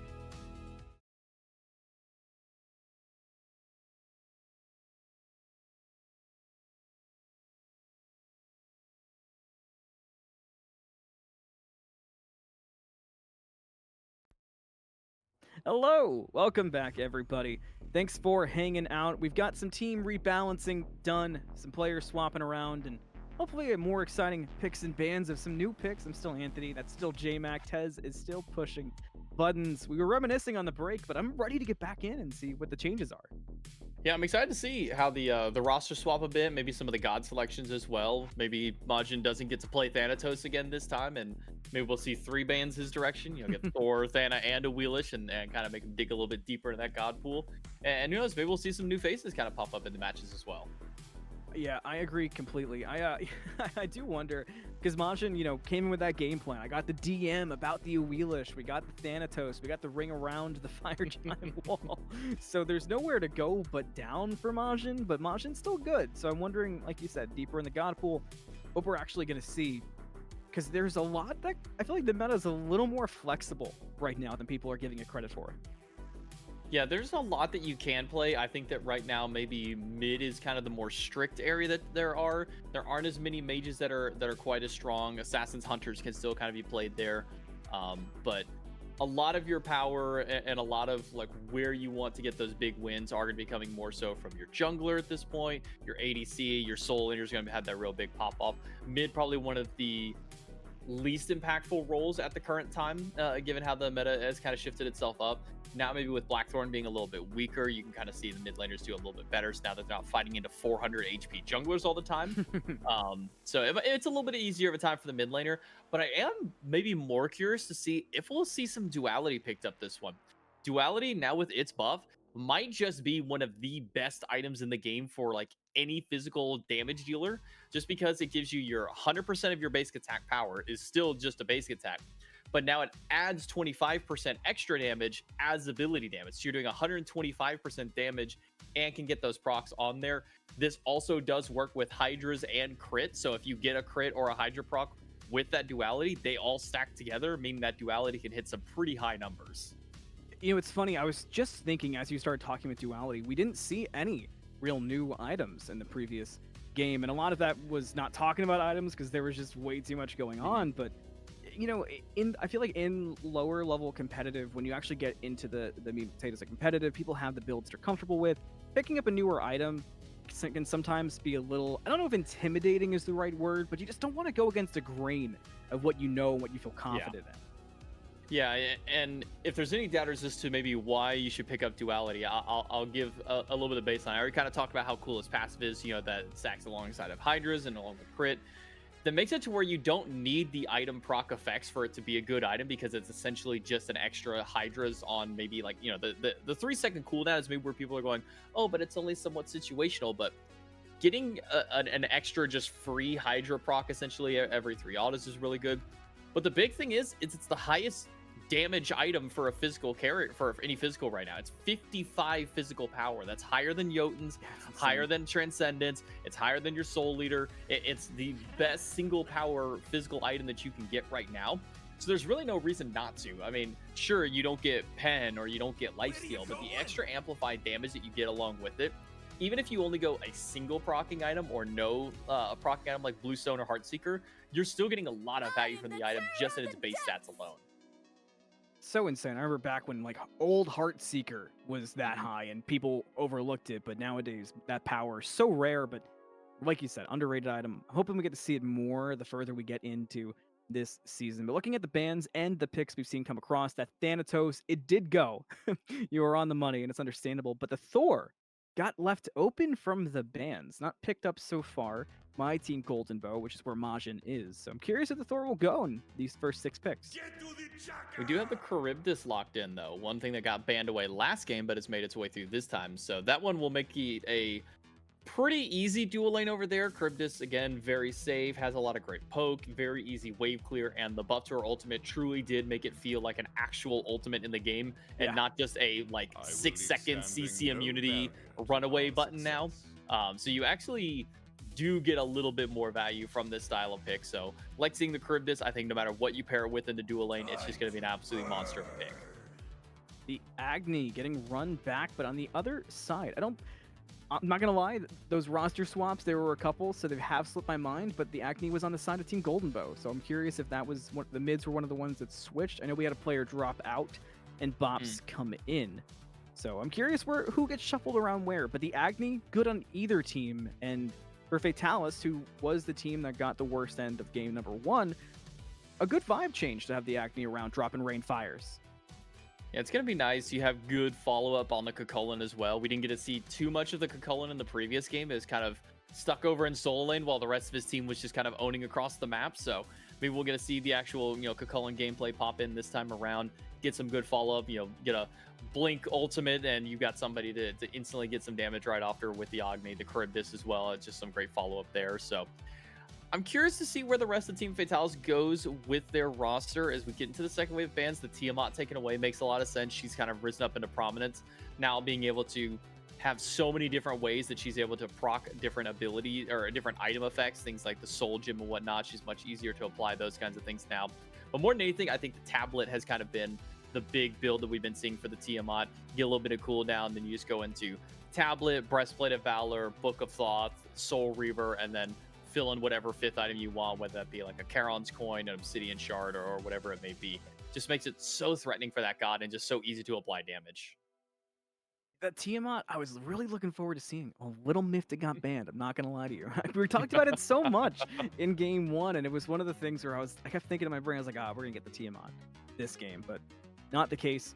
And everything else seems pretty standard. The Zeus a little out there, but you talked about it. There aren't many mages right now that are truly standing out. Zeus is somebody who, I feel like Zeus has the pipeline of Thor and always being iconic and always being good, that lore of Smite, to Zeus always being somebody who can play up, I feel like isn't that crazy of a pathway. And I've always loved Zeus for that, is that the good Zeus players, even in the worst comps, can make Zeus feel better than he should. So sad it's gone. Yeah, looking into the support matchup now, Ganesh versus Geb is going to be a bit of a difficult one for Geb. Being able to shield any one person is great, but having the channeled CC of the Ohm makes it to where getting that shield is going to be a little bit more difficult. Sure, you can cleanse the first 0.01 seconds of the Ohm whenever it does hit your ally, but that silence is going to continue to persist through there, so that shield is mostly just going to be there for the damage mitigation at that point. You got some decent ways to peel your team as well. If that Huntress of Bass lands on a carry next to you, throw that stone shield out, bails your carry out. They don't have to use their beads. Also similar, where if he doesn't get hit by the Chalk ultimate, can bail one of his teammates out from at least the CC of that one, get rid of that silence. And going with Charybdis means that he doesn't really have to worry about lane clear as a Geb. He can just clear completely free. He probably doesn't even need to use an ability for clear, in all honesty, because Charybdis can do all of that on her own. So this is going to be a pretty nice dual lane for Team Fatalis. Opposite end there, having what looks to be a soul. I'm going to assume this one is soul. Yeah. Is that one of the little lore ones you had thrown in there? Yeah, exactly. One of the lore ones. Don't mind me. I'm a big soul guy. But I do like the soul against it. What's is it like Cherry Bomb Soul or something like that? I think that's the it's either Cherry Bomb. It's not the Racer one. Honestly, I was looking for Epsilon Soul because that's kind of like my skin for Soul, but there wasn't many that I could crop into that size that weren't blurry. So I got to get on that at some point, because Epsilon Soul. If there was a Smite God, if I was 16, I had a Smite God on my wall, it'd be Epsilon Soul. No, honestly, good skin. Good team to win Worlds that year, and got a really nice skin out of that one. Exactly. Coupling along with the Marty double Hunter means that this could be a pretty good angle for running things like a Shogun's Kasari. I would have liked to have seen Fafnir run in this case instead of the Ganesh. Yeah, no, if you're going to be doing a double Hunter like this one, because Fafnir's just really good right now. Even if you don't go into being able to proc the in-hand effects from his dragon form, going through like Demonic Grip or Telkines or Cyclopean, whatever you want to run with it, he's still just good. I mean, level 20, if you can get him there, 60 seconds he gets to stay in that dragon form. The coerce buff that he gets from dragon form to help 2 hunters out means objectives just get absolutely melted. Ganesh is still going to be fine. Dharmic Pillar is a great tool to be able to really kind of shred those ones down, and it's really good for team fight and peel. I just maybe would have liked to have seen the Fafnir, because I don't feel like Ganesh is in the best spot right now for supports. I agree, and the Fafnir didn't get grabbed, the Yorm didn't get grabbed either, which is another character that's right up there with the demonic grips of the world being oh so good. But we did get the Thor that we were expecting to. I'm really surprised it made it all the way to the end. Yeah, making its way through there, but I mean, when you look at what got banned, probably more important to ban those than the Thor. Olarun, best mage ADC, probably one of the best ADCs in the game right now. Terra, one of the top supports in the game at the moment, alongside Athena and Sobek, also very strong, very oppressive guardians to have to deal with out of those roles. Lancelot, one of the top assassins at the moment, even post-nerf, is still going to be pretty strong in his own regard. Just the ability to constantly jump up on that horse, refresh that shield in the middle of fights, as long as he's not taking that damage, really just makes him so difficult for players to deal with. It really feels like the only way to deal with him is to have your support or your soul laner pick up an erosion and just constantly be running at him. Erosion. I love that item. You know, erosion feels like the Ancile of the new generation. The Ankyle. It's just such a good item. Look, if there's a character who easily applies shields or depends on it heavily, aka like Nike, Yamoja, Lancelot, maybe a Geb, just pick that up. It makes their shields worse and it makes you a little bit better. And great stats to go with it. Let's see if they pick it up. Let's head into game. Golden Bow Fate has a full frog party. Oh man. I hope we got to see that in time. Oh, and they got the stack on the chalk as well. Means needs only 4 autos at the camp to get his free ability. That's insane, actually. That is technology. I'm so glad we got to see. I see why Tez was like, game, guys, got to get the frog in there. Yeah, get in there. Like, what are you guys talking? Who cares? You guys talking about whatever is going on? Like, there's a frog. That's way more important. So much more important. Oh man, you know, looking at relics though, nothing too catching at the sprint compared to the horrific for Stoops. Compared to D's, you also can see those role swaps, but the relic difference for the supports is very interesting. Yeah, they're also one of those ones where they just kind of counter each other. Like, the sprint is going to outweigh what the horrific does in the early game. The anti-heal is not as important this stage of the game compared to just the slows you get from it. So I expect that if we see one, we're going to see the other, or more importantly, if we ever see D's pop the horrific, we're going to see Stoops immediately go with the heavenly wings after and get that sprint to just cleanse the slow from there. So there'll be a lot of that happening. If we see Stoops go for the sprint first, we'll probably see a lot, D's hold off on the emblem for the time being, so he doesn't end up wasting that cooldown into it. So we'll kind of keep an eye on the two supports. I do like what we see from both of them go up and try and harass the enemy ADC just a little bit more. This is one matchup that Geb isn't going to get as much value into, though. The big kind of fun, or maybe not fun. Fun's a bad. If you're Geb, it's fun. If you're going against Geb, maybe it's not as much. The one cool thing about Geb is the anti-crit passive he has. 65% crit reduction on there. If you get something like a spectral armor, you essentially don't take crit damage ever from any source, and it's great. Love that as a Geb. But neither of these two gods really builds crit. Obviously, Soul can, but unless Marty goes for Fail Not, Geb just doesn't have a passive this game. Which is funny because you would think blind picking the Soul, which is fairly uncommon, would have a downside, but in this case, it really worked out well for Team Golden Bow, and it provides a lot of safety for Cat 2, Jmac.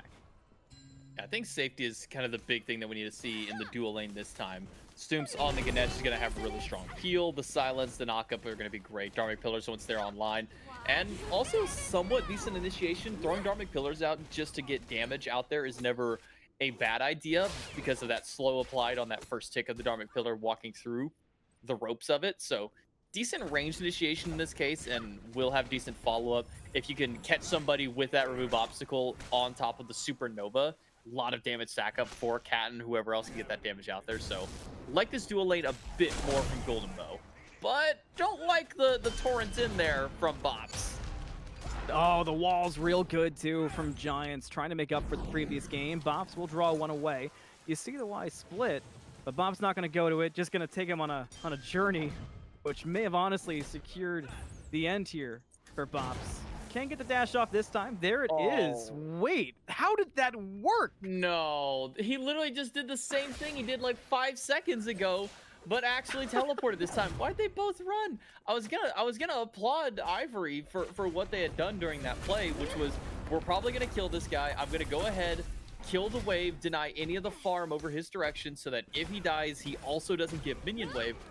But then they both just barrel stuff towards the solo lane and leave the jungle wide open. So nobody gets a kill now. I'm so surprised by that. I mean, obviously, big kudos to Bops for making it work. But, you know, there's you made the great play that seemed impossible, and you made the great play that seemed unlikely because it was handed to you. And that was a little bit of column B, thanks to Team Fatalis. And like you said, I redid it right the first time. So I'm just, that was perplexing. I was so ready to call that death. And it rightfully should have been death, but maybe because Giants didn't have any mana coming back out on that second time, just decided there's no point in me chasing. Maybe I don't have enough damage. The kill would take too long. We did see the back step from Majin start to rotate over, so maybe some of that was called out or at least pinged out, maybe spot on a ward to where they would know, hey, we probably shouldn't continue this chase, this fight any longer. Let Bops go and instead just go back to the farming game. Because Bops should have been dead to rights there. I mean, torrenting in to the middle of a wave when there are two people there should spell death at this point, but just great play, great heads up by Bops. Doesn't go for the fake out the first time, or I should say goes for the fake out the first time by not teleporting him with torrent, and then just says, okay, well, I'll just teleport to it this time, and gets out. Giants and Majin run into each other again in the jungle. Familiar sight from game 1 minus the ring around the Rosie. They do split differences though, not interested in fighting further. Majin still chase into the jungle. Giants heading to the sky, diving in will come up short at the tier 1 tower line. I guess that was more of a reposition and kind of a panic call from Twisted Fire. Angel maybe needs to panic and dash away. There it is. An interesting call there. Does get out. Manages to pull ultimate away from Nova Shark throughout all of that, so not going to have that death from above for safety, which is kind of the big calling card for the Martikros, is having that ultimate available.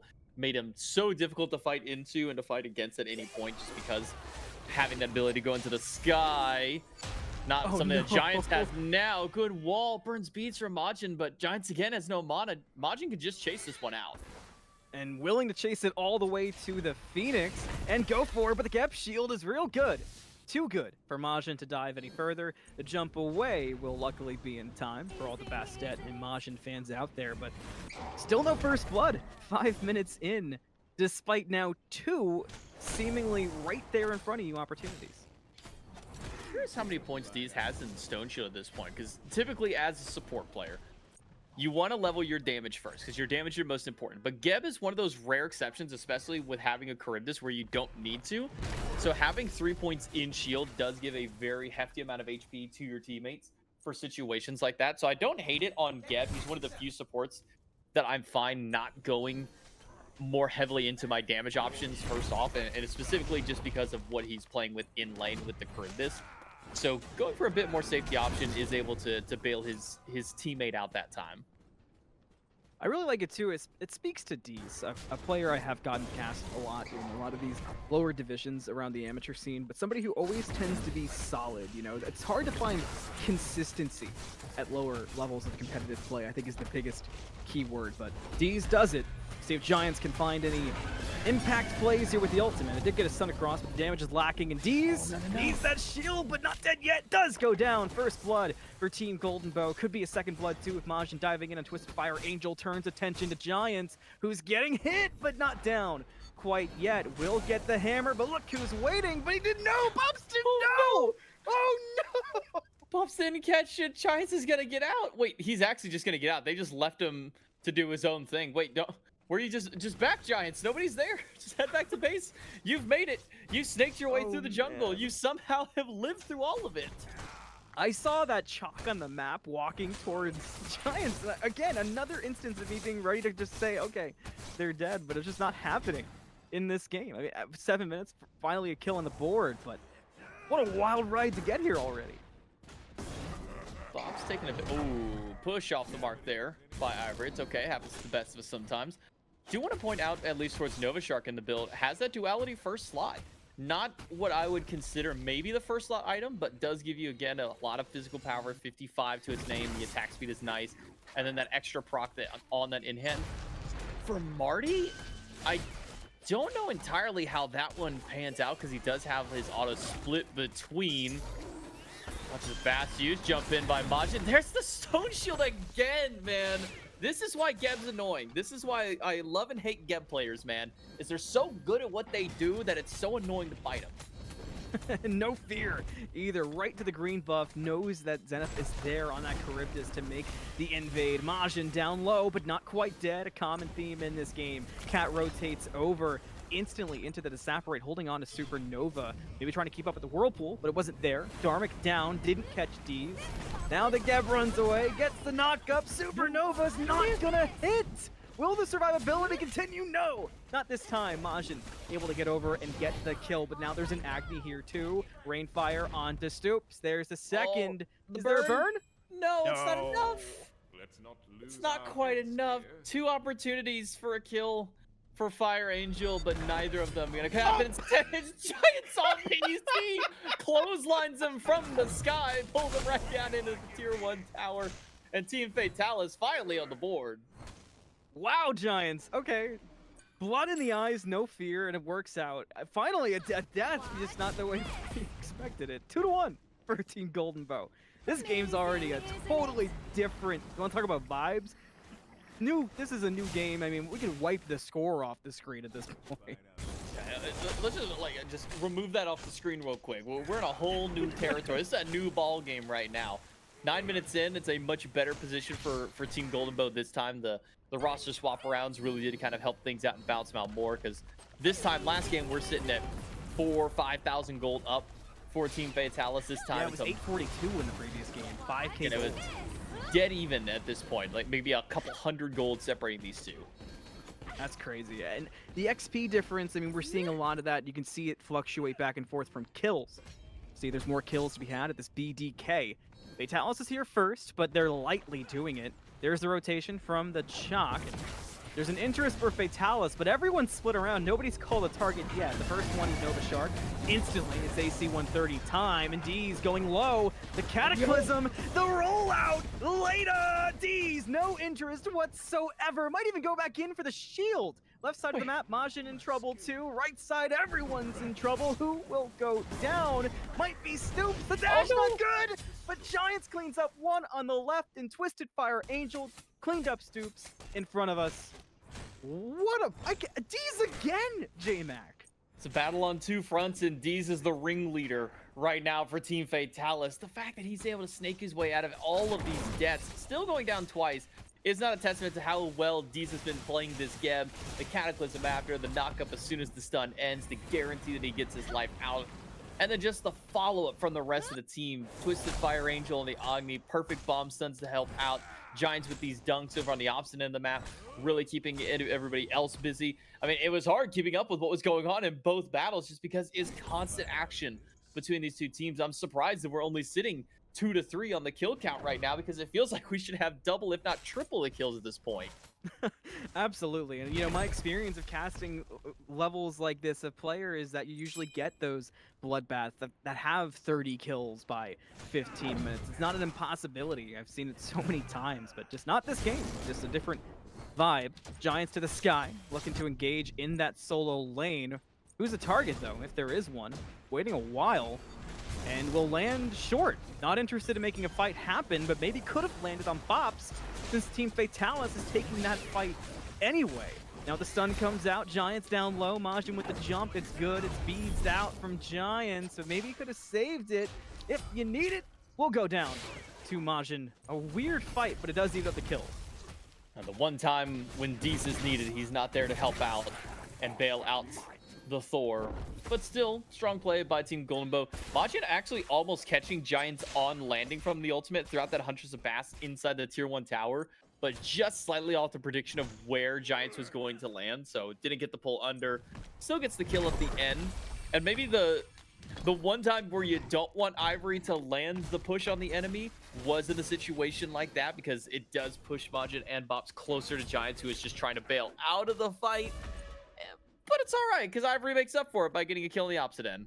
Opposite end, the kill stasis mode in front of our eyes. We have a moment with that for sure. But my goodness, every fight is so hard to read. But a big pickup for Ivory. And you know, I don't want to say it 100% because Hydra didn't use a name. Earlier in chat, Hydra did say that one of the players who I was unfamiliar with has only been playing Smite for less than 6 months. And you know, Ivory's been playing clean, definitely not aggressive, but very clean Smite, Jmac, which is for 6 months. That's so impressive to do competitively. Competitive ult there from Nova to bring down Deez. thought Deez was getting out again. I had to hold my heard the breath panic because in of your how voice. well I was like, is he gonna get out? Is the last stick enough? No, it wasn't. He needs the auto, and he got it on landing. So Deez goes down third time this game, but again, the impact that this Geb has had, the fact that he's now only just barely behind Stoops and XP, but a big dunk by Giants. Unfortunately, right into the silence of the Ganesh. The CC chain is just a bit too much. He goes down to Nova Shark. Maybe a turnaround here, though, by Twisted Fire Angel. It doesn't recognize the pass that has jumped right behind him. It's a pincer right back onto the Agni. Silenced in place. Nowhere to run. Throws out a bomb. Dashes into his own death. And it's Majin who gets the kill. 6-4 now, total. The crazy team fights continue. A great ult from Giants, but the response was really impressive from Nova Shark. Checking in on this duel lane, Jmac. We haven't talked about it in a bit. A much better game for Cat on this Soul so far, just in the essence of Tier 1 tower still up. Not a lot of pressure, but about a level and a half lead. You know, it's so rare, and maybe this thought will have to hang out as Majin lurking for Ivory Macaron. And we'll dive in, but instantly takes a lot from that Cocoa, and Majin could be in trouble. Bye-bye. It's time to leave, Majin. You lost 60% of your Go, health walking in a lane. This shock ult just does, that did nothing. That I don't, it didn't even break the Geb shield. That's how little damage that Bops did. Even with all of that damage built up from having the Glad shield proc, from having the Blackthorn, he didn't even break a Geb shield. And I think that's testament to where Deez is at this point of the game. Well, what I was going to bring up, and, you know, I'll probably just stick to the thought. It's the fun of viewer games, right? Sometimes you can just stick to a point. A lot of times these lower level players from these amateur leagues, when, you know, guest casters come in from SPL, they tend to, you know, they get the Masters lobbies, the highest divisions. It's rare that they get to see these lower level lobbies. And something that I feel like I see so common is ADCs that have a rough laning phase because they're a bit afraid to fight in the lane and get farm. And after this team fight, we'll hear the answer. But I'm just curious from the SPL perspective of what we can get for how ADCs can get through that. And I guess it's a good thing I waited, because no interest in the fight from Fatalis. No, I think wise to back off there. When it comes down to like the lower levels of play for ADC, when you start falling behind, you typically don't ever want to rotate out of your lane. You want to stick there and think like, I have to get my farm. If I don't get my farm, I'm never going to catch up.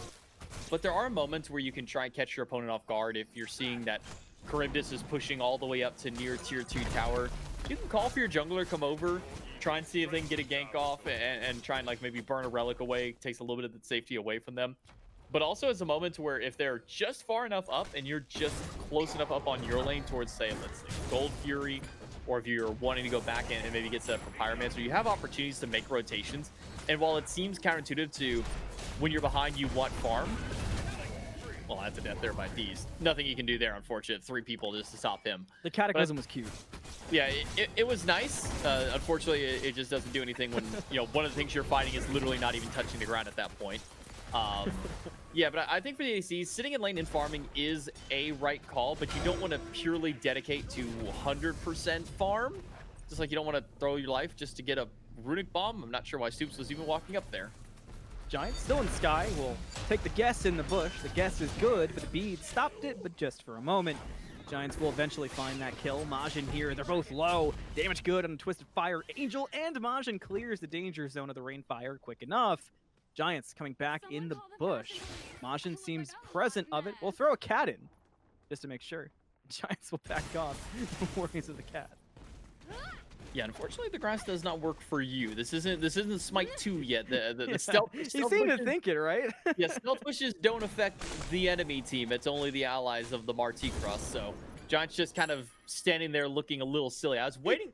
I was honestly waiting just for the hammer port into the wall spin, but like, how you didn't know? Like, they'll never see me hiding here in the grass. It's like, buddy, that's my grass. I can see everything. This is a dangerous spot for cats. Did get some decent farm back up, but still 2 levels down. You see after just only a few in hands that they are not able to trade with Zenith yet, so probably wise just to back out for now. And that was exactly why I brought it up, you know, just the idea of there's losing lane gracefully, but then there's finding your farm wisely, which is difficult. And, you know, honestly, getting purple there, that has to feel nice. And at least Cat is getting waves safely. But Majin maybe trying to help out Cat a bit. Dives in onto Zenith, who's level 18 Majin. So maybe you get to pay for that. The wall to slow it down. Giants gets credit for the kill, but the work came from Zenith.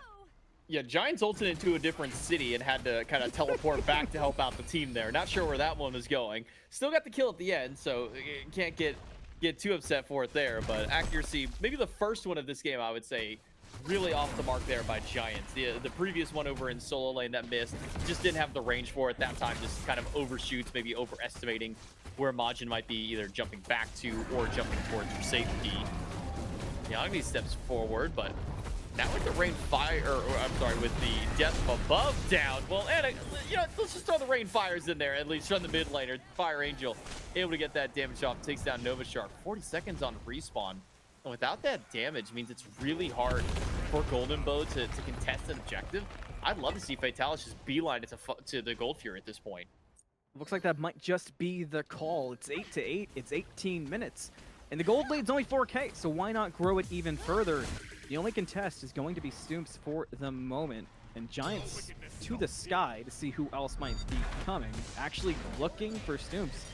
And will be able to pick it up most likely. We'll see if Cat can be enough to get the save on the Stoomps, and she is. So just an interesting interaction there between the Thor and Ganesh. I like the attempt for the pick, but I like the Gold Fury call the most. Yeah, Stoomps does what any other Ganesh player would do in that situation. You're tanky enough to where you'll survive if one person, you know, tries to take you down. Throw out that Dharmic Pillar. Unfortunate for Stoomps, it was way too early. Sitting at, I think it's something like 25% health in that case. And without any damage items, Ganesh doesn't do an insane amount of damage to his ultimate. So maybe a bit too early to try and go for the steal there, but appreciate it nonetheless. And then Cat's coming for the bailout. Just make sure that Stoomps is fine and can't escape that. But good on Cat will at least be able to get the Broke Boy gold for the rest of the team. Helps Golden Bow out a little bit, but they're starting to fall behind now. What is a 5,000-ish gold lead in favor of Team Fatalis 19 minutes in isn't as alarming as it was in game number 1 because, well, we're 10 minutes later into the game than it was previously. But we're starting to hit some dangerous spots for a couple of players. The support being up is nice for Team Golden Bow, but being 3 levels down for Cats means that they're never going to be able to take a boxing fight with Zenith. That's going to be the biggest problem, too, is you are going to rely on that soul so much later on because you built this composition around the idea of having the Gatling gun play, of having the double ADCs, and if you don't have that, you don't have the composition you drafted. Let's see if Golden Bow get anything going. Giants on PC, Giants in the sky on the ground. And Casper again has missed everything except for the spin, which that's the hardest thing to miss considering it's a big circle around you. Not enough damage onto Majin. And now with the Marty back in the middle of the lane, not going to want to dunk down in any further than that. So it just throws out the hammer at the Marty, and Giants will go ahead and retreat for the time being. Back establishing positional dominance is what we'll say in that ultimate. Yeah, just make sure to let Majin know that he's not afraid to throw those ultimates out there. He's not afraid to get active on the map. Exactly. And with the team 5,000 gold up, makes sense that you would want to play a little bit more proactive on the Thor. And with the amount of CDR you got built in there, 30%, and will be 40% once that Bumbas does get upgraded a little bit later on. Not surprised to see Giants playing a little bit more seemingly like at least like he feels he's in control of this game. Because 4-2-2 does have at least a good bit of damage. The lead, not quite there up against Majin. They're sitting pretty even in that regard as far as XP-wise. Not sure what Dees is doing there. Just goes for a drive-by. Not look, it was for a prophetic stack, so I respect it. Unfortunately, I don't think he hit the person he was trying to hit in order to get the stack. Dees is becoming one of my favorite players to watch. Hopefully, the Geb can get out for that reason. The Cataclysm was timed well. The Dark Pillar is not going to bother that Geb, and Fatalis are able to step back, and they can reset for this fight should it become an issue. Golden Bow do have Soul. Look where Vasted and Thor are. If this fight does break out in the moment, nobody's healthy for it fully. It's a weird engagement to keep pushing. Yeah, just let Giants get the Oracles. Fury's going to be coming up in less than a minute. Fire Giants up, but I don't think anybody's really ahead enough to try and go for this just yet, so... Yeah, lots of time for Pyro. Yeah, going to be a little difficult for any team to go for a Fire Giant at this point. So I think it's just establishing some presence on the map, stealing some buff camps away. You just saw the blue buff stolen away there by Majin, keeping that one off of Ivory, at least for the time being. Just go looking at the build to what Diesel can, or to what Dees can do on this Geb. Already has the Stone Shield in kit, Massive Shield available to them. Went for the Pridwin as well, so once that ultimate is used, gives another shield. it's going to be hard to kill the Geb or anybody around the Geb whenever he fires off that ultimate and has that shield available. But just as I was thinking, like, I didn't think Fire Giant was on the table at all, but seems they're just going to jump right over the chair and onto the table. Team Fatalis pulls it. Majin, first one in the area, but at half HP, this is going to be tough to get into. Fatalis seemed to be ready to commit to a 50. Giants once again takes out Casper and silenced out from getting further.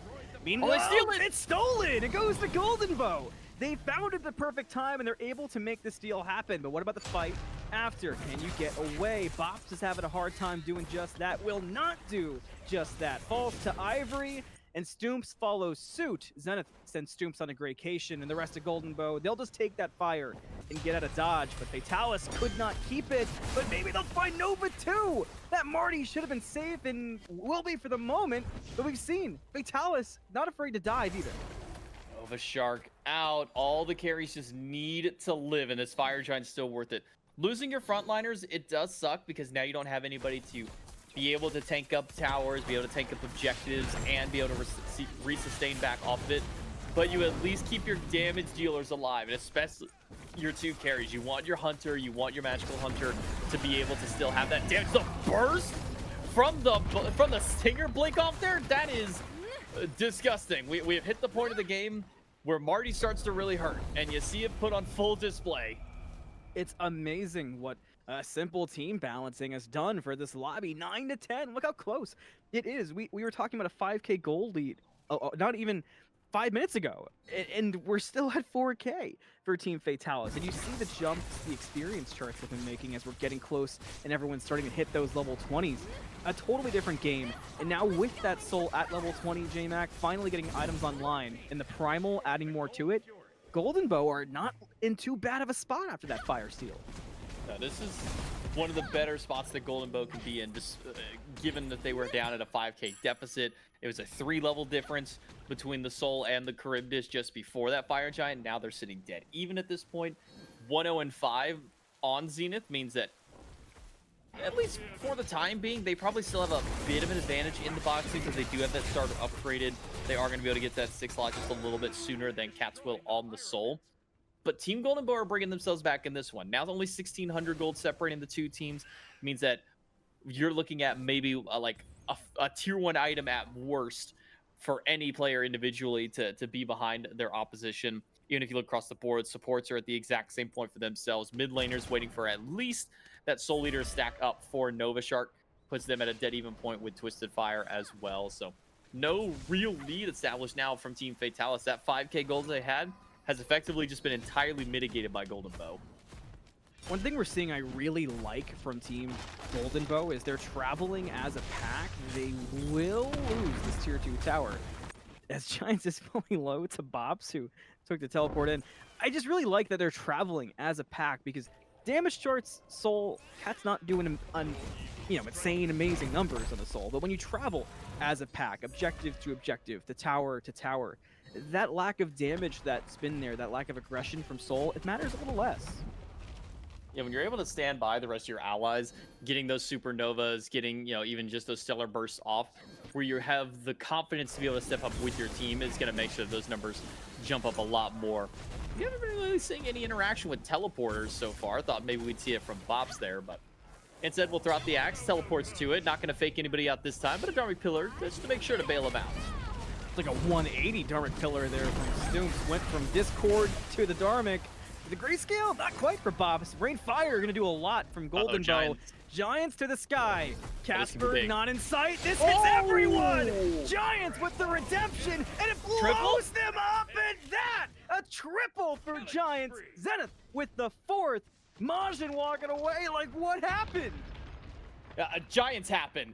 Giants just absolutely swung through, kicked the door open, kicking and screaming, and just said, this is our game. This is my team fight. This is my moment. And he gets an immediate triple kill after the dunk following. Nearly picks up the quad, but Zenith takes that one. It's up to the base defense of Majin, who wants to shut him down, but give 4 to Giants and game 2 to Fatalis. Deicide right at the end. Giants with the redemption arc on a huge Thor ultimate. I promise, I'm not even going to mention Casper again. You have been freed from those shackles, my friend. Man, what a game for Team Fatalis. Yeah, what a turnaround as well. I mean, I can't even really say turnaround. This is a team that was leading for quite some Yeah, time. Golden Bow was the one starting to make the comeback, but after that unf- fire seal. but unfortunately, when you're holding hands in a lane against the Thor and he has the range to do so, he's gonna walk up, he's gonna slap all of your wrists apart and say, "Stop doing this." And he's gonna pick up an easy triple kill. I mean, the Giants just made the game-winning play. This game could have gone on easily for another 5-10 minutes, but Oh, Giants yeah. just decides that game's done. I'm making the play. We're just gonna win off of this one. Picks up 4 in the very last fight, gets a triple, and then delays one all the way up until the Titan as well, and then Cena taking one of the ones in there. So no unofficial Penta for Giants, but still an insane play to be proud of. Such a turnaround for Giants, because like you said, this was majority Team Fatalis' game. The last little bit had definitely been Golden Bow figuring out. We talked about the grouping and making up for what they were missing by walking around as a unit. But for Giants, had definitely been the kind of off-kilter member of Team Fatalis. A moment like that, that's how you get the confidence cooking. And I mean, damage-wise, everyone seems to have been fairly on the same page. Cat never really could get a foothold on that soul. But even at the end, again, we talked about it, the structure damage was going to get there for Team Golden Bow. They had the plan. They just could never truly lock in on that plan. Yeah, it felt like up until the Fire Giant Steel, they never really had the option to step forward to really be able to fight up against Team Fatalis. And then after sealing the Fire Giant, it was kind of just well, we lost our frontliners, so we can't really do too much beyond there. So it more than anything just felt like we got this Fire Giant, so you couldn't. And it's now brought us back in the game, which is nice. But you can't be standing so close together when there is a Thor. It's one of the biggest rules in Smite is when there's somebody with a giant AoE CC up against the enemy team, you don't want to be standing that close together in the lane. They all group up. Giants lands 3 immediately on the dunk, takes that big triple, and it doesn't matter what happened the 4 or 5 minutes prior that Yep. kind of built that or mitigated a lot of that lead. When you make a play like that, it's just that much easier to win. Yeah, 8 kills, but the last 3 were the ones that mattered the most. Just like the last one can matter. Majin was set up decent for a hero defense. I actually liked how Majin positioned not too far away and was ready to just go for the low health bars and see if there was a play to be had. But, you know, a lot of times we do see those plays work out simply because the team going for the end kind of says, we don't need to worry about this. But kudos there too for Fatalis for saying, oh, okay, kill the cat. Now we're good. Yeah, it was a tough ask for Majin to go on the 5-man defense there at the very end. I think going for Giants was the right call just because they're the one who's going to be hitting the hardest at that point of the game. But in a 1v5, when you don't have bees, when you don't have Aegis, when you don't have ultimate, all it takes is 1 CC to then spell the disaster chain reaction after that. It's a Thor wall into a knockup from Dees. And I got to give the shout to Dees on this game on the Geb. Oh, yeah. I've been saying Geb play. I think everybody on the team should be proud of the plays they were able to pull out through here. Giants with the big dunk at the end. Dees being one of the most annoying Gebs throughout the game. The 0-4 slash line does not do him justice based off just how much was done by this one player. You know, it's so funny, like, the amount of good Geb players in OSL, from Athens down, it's crazy. It's like, I don't know why. It's like the signature god of OSL. There's clips out there of Corbin LD. Shout out to Corbin, a GSL player, plays a lot in NA as well. Getting a quadra kill defense. The play is titled Hindu Man Jr., I believe, on OSL's page. Just, it's all over. It's something about Geb in OSL. They just click, but man, what a game. You know, just the 2 was plenty. The players, you know, I love watching after in-houses. You always get you get the Haddix gifts. I'll let everybody fill in the blanks, but everybody seemed to have a great time, and they were really fun games to watch. Yeah, no, for sure. It kind of almost brings me back for some of the games like these where, you know, the lobbies maybe not quite as balanced, especially like in game number 1. It kind of brings me back to like some of the OG collegiate Smite days, where, you know, back in the days of AVGL and whatnot, where you have like the superstar teams, the Masters GM level players who all managed to somehow find a team together, you know, within their rules, versus the guys who you can tell are only playing Smite for fun, like 2 or 3 nights a week for like a game or two, just to, you know, maybe, you know, kind of burn some smoke whenever it comes to, you know, we're in finals time, like we just need to have a little bit of fun or whatnot.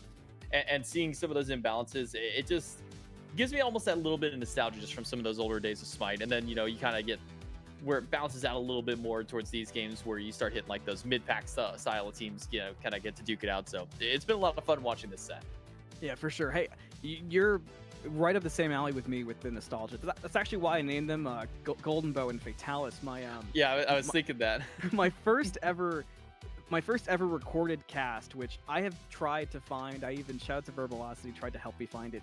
My first ever cast, I recorded like a practice cast using PS4 Spectator in 2016. Boy. Which casting and using PS4 Spectator, I deserve a Medal of Honor for, especially because I wasn't good at either one. I mean, there was a Scotty Jungle, there was a Kukulkan building. I couldn't even tell you back then. I remember I think we were still in Power Pod days with Bumba's Mask. It was a wild time. So that's why I picked the names. I had to harken back to like, you know, the OG. Could not. God, I'm trying to see if I can even scroll back through all my stuff and even find like what one of my first casts was, because man, this is dating way back here. Hold on, there's SMITE Central. That's how you know that's an old one. Always. AVGL. Oh God, where are they? Because my first one was a ranked game. I remember that. Okay. Where is? Mine was a custom like this, but I did not balance those teams. I mean, there is players who played in that game who played SOC as of like the last split recently, and players who had played for 2 months then and 2 months after, and then never touched SMITE again. So by lobby balancing left a lot to be desired too. So it was that was an experience. I'm trying to see if I can even find mine, because these are. Because I remember you went through, you know, I feel like a lot of people are, we're a bit removed from those days, but you went through some serious grind back then. I know, because I was a, first time, long time type of vibes. I was always watching all the SMITE I could get back then. And if you watched non-pro league, you were running into the Jmacs of the world nonstop. Yeah, doing AVGL was, man, that was a trip back then, because like the very first season of AVGL was essentially just a lot of like, we don't have a lot of people because we don't really have the reputation within the community yet, so we need you guys to kind of help us find some stuff. And unfortunately for the first season, I only found like 2 other people to help cast, but we didn't have any spectators. We only had a guy who just kind of knew how to run general production. So what we would have to do for like season 1 of AVGL is we had a system already through the website they used in order to like build the matches. Say, okay, you guys versus you guys, this is this week, then next week here's your matches there. But in order to broadcast the matches, I personally had to watch and spectate the match so I could get a replay.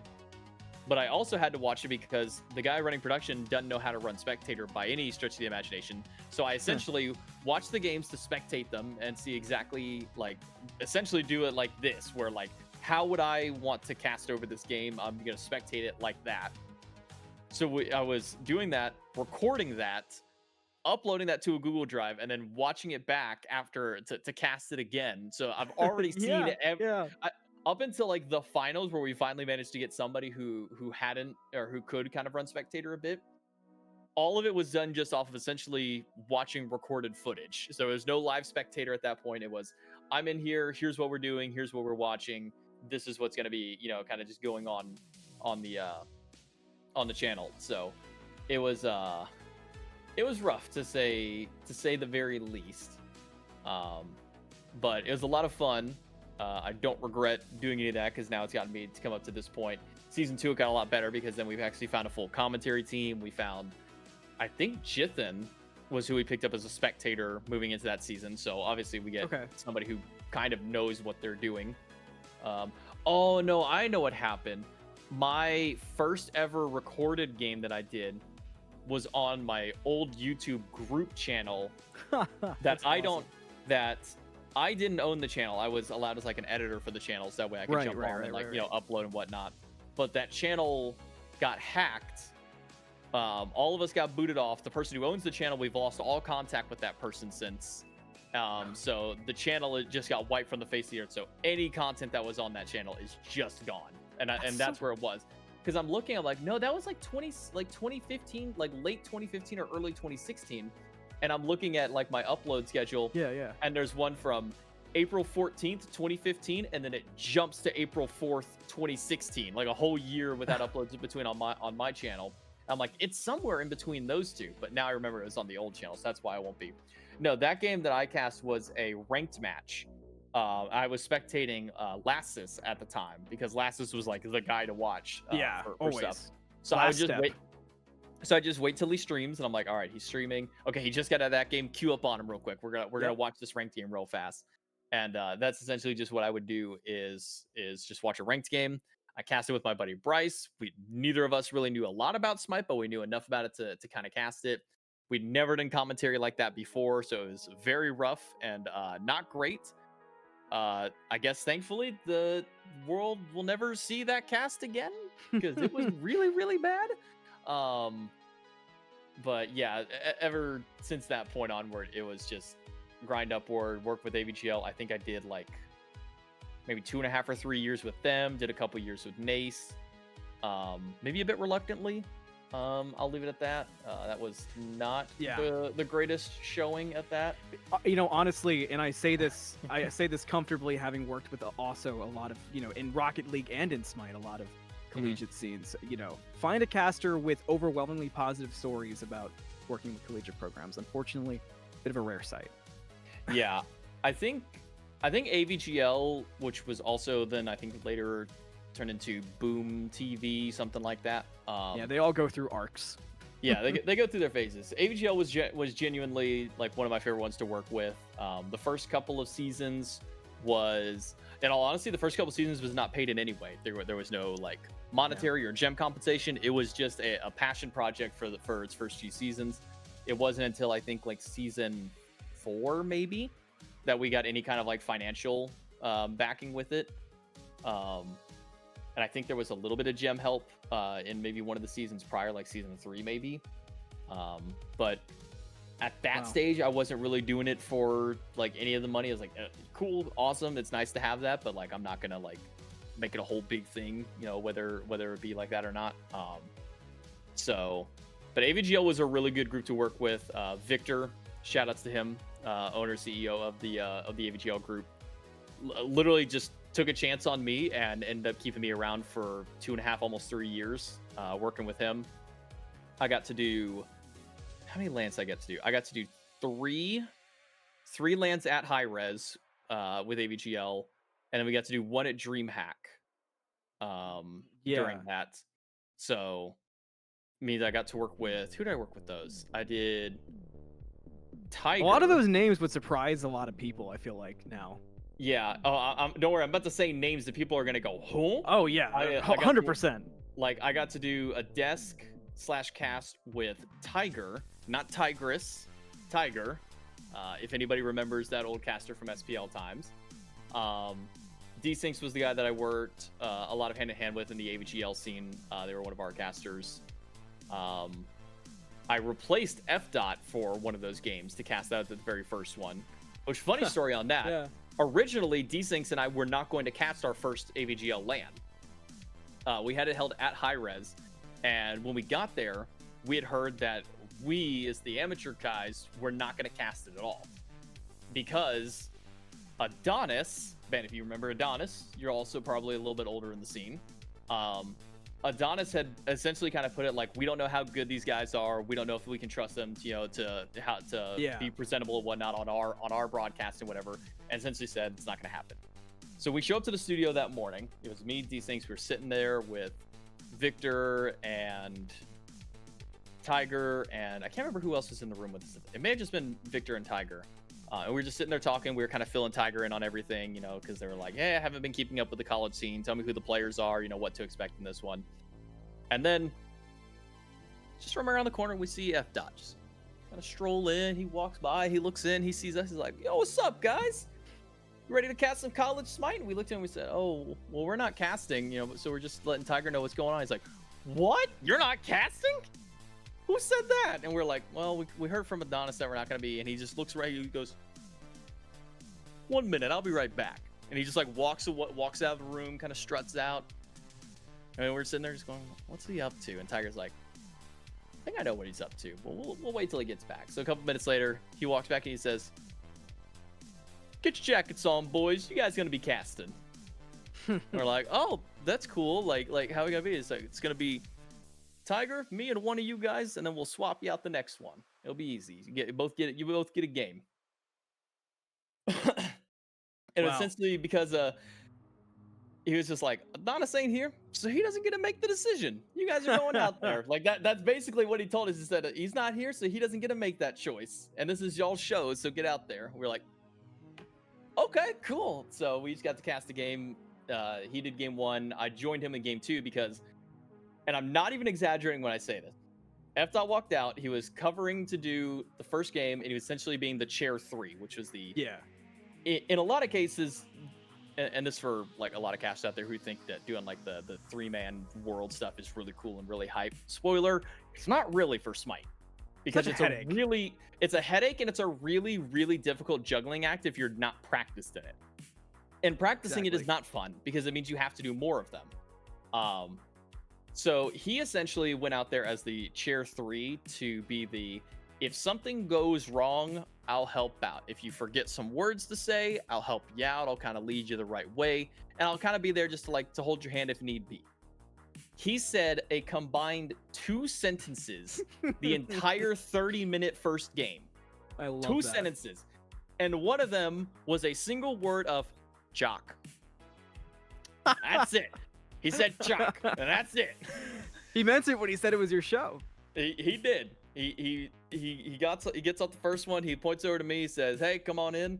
I said, "All right, cool." And like D-Snakes was standing up. He's like, "No, sit back down." And he just like stands up from his seat. He's like, "Jmac, take this spot here." And then from that point, I took over there, so he didn't even pop into the next one. So I got to have a nice little game. And then from there, we got a little bit more, at least, I guess, notoriety, recognition that like you can trust the amateur guys a little bit more, because then they bring us out for the next season, which was just the next semester essentially. I get to cast with Tolly 1-on-1, and then I come out for the next one after that, and I get to cast with Aggro 1-on-1. I did a silly one with Tolly at DreamHack, which was not an actual like balanced team. Like I walked in and told us that, look, these are essentially like no-name players. Like these are not like your finalists. These aren't your big hitters. These are just 2 schools that were able to field full rosters of teams because they're local to Atlanta or the Atlanta area, and they were able to get here. And then one of the players walks over to us right before we start, and he says, "Hey, by the way, like one of our players couldn't make it, and so we have a sub stepping in." And I was like, "Okay, oh man, this is already not going to be a great show. Now we got a sub popping in here." When we got to the end, I walked over and I said, So was this guy your sub? And I think I asked, like, was like the mid laner sub? He said, no, the support was the sub. I'm like, the support? That dude was like the best player on the field next to your jungler. He's like, yeah, he's like a League of Legends player. Has never played a game of Smite. We literally just told him, pick Athena and we'll tell you when to dash taunt. And that was it. They stuck him on Athena and they said, when we say go, hit these 2 buttons. I love that. And he did that on repeat and won that tournament, or won that match for him. It was insane. It was wild. A lot of fun. Was that DreamHack? It was me, Tolly, and we had, was that SNK 8, I think? I think it's SNK 8 doing production for us that time. Because their usual, like they were like, we're not bringing Doug out for something like this. But SNK was there, so he's like, yeah, I've done a little bit of Spectator. I'll help out with it. So we were doing that. We just had like a little corner in the DreamHack area. A lot of fun that I got to do for that one. And then obviously we jump into future ones, and Nace gets the big support for collegiate stuff, which we get to do this at the world stage for the 2 years of DreamHack, which was really cool. We get to see Meerkat on stage winning, playing Loki mid. Disgusting. No, it's Loki solo. Disgusting. Yeah, it's Loki solo. So gross. Gross. Him and Berg running the show was a fun one for that. And the next year was Billy, basically, winning out that one. The GSU boys. Shout out to GSU. They always come out with a pretty banger team. That's how in the collegiate scene now with AGL in the last few seasons. That's how A&M Maroon, Texas A&M Maroon, just always in those finals, always running out. One thing that's so cool about collegiate is always the same rosters, because in the amateur scene, like, I know you know this, but especially nowadays, there's a lot of draft leagues, and those are obviously very popular. But even in the BYOT leagues for your own team, there's just a big lack of similar names being run out and similar teams getting run out. And that's kind of the point, but that's something that tends to be missing. So collegiate's always that fun in between of, oh, this team, this is their 3rd year. I mean, and they've grown and they're better now. That stuff is so underrated. It's really cool hearing that Texas A&M is one of the teams that's kind of getting that big bounce back and winning, because that was where, if you remember the old player from the Oxygen Supremacy Squad, Data Remember, that was where he went to university. Data Remember was a player I liked a lot because the name, funny enough, back then. You know, just it was always the fun joke because it wasn't even Data Remember, it was Data Remember because he forgot one of the M's. Yep. But yeah, he was a Texas A&M player. In fact,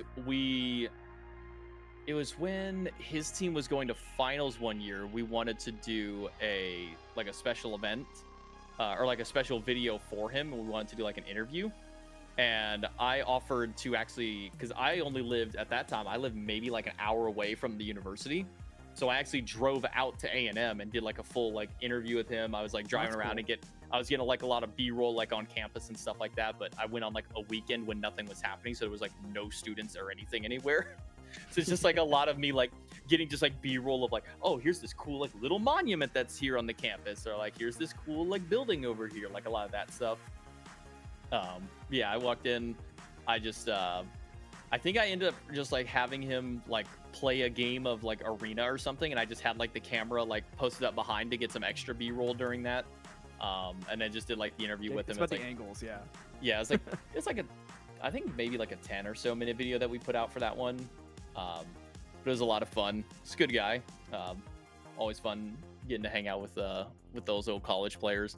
Some of the old storylines that popped up for collegiate as well. We had like Osath and Data Remember were like 3-time champions, and so like it was who's going to be the one to stop them from their 4th year. Yeah. So we had a lot of fun with those.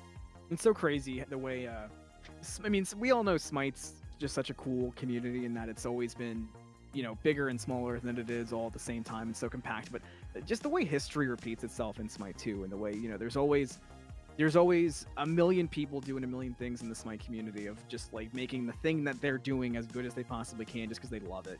It's so cool. It really is. Yeah, I mean, it was the collegiate scene back then was like a very tight-knit community. Like pretty much everybody knew everyone, whether they were good players, bad players, like everybody knew who the different, players were out there, what squads were forming up. We had some pretty big powerhouse rosters for our first few years. It got a little less one-sided the longer it went in, but we still had like some very big ones. I remember season 2. Season 2 is a hard one for me to forget because that season I think had the most effort put in it and this is no insult to any of the players. It's some of the most effort we put in for some of the least payoff possible. So we reached out to High Res after our very first season. We said, hey, we did this little season here. We want to get like some help from High Res, like, hey guys, we want to run a collegiate league. Is there any way you guys could support this? And they took a risk on us and they put out a $10,000 like prize pool for us for that year. And we're like, that's really cool. That's like actually really awesome. That'd be so cool to help out and kind of push that. And then we asked them, we said, hey, when we do signups, like, could we put signups in the game? Like, can you have like a little window that pops up? So we had like a whole little thing, like a little thing on the ticker. Always gotta dream big. And they actually gave us like a little slot on there. It said, hey, sign up for AVGL Collegiate League and whatnot.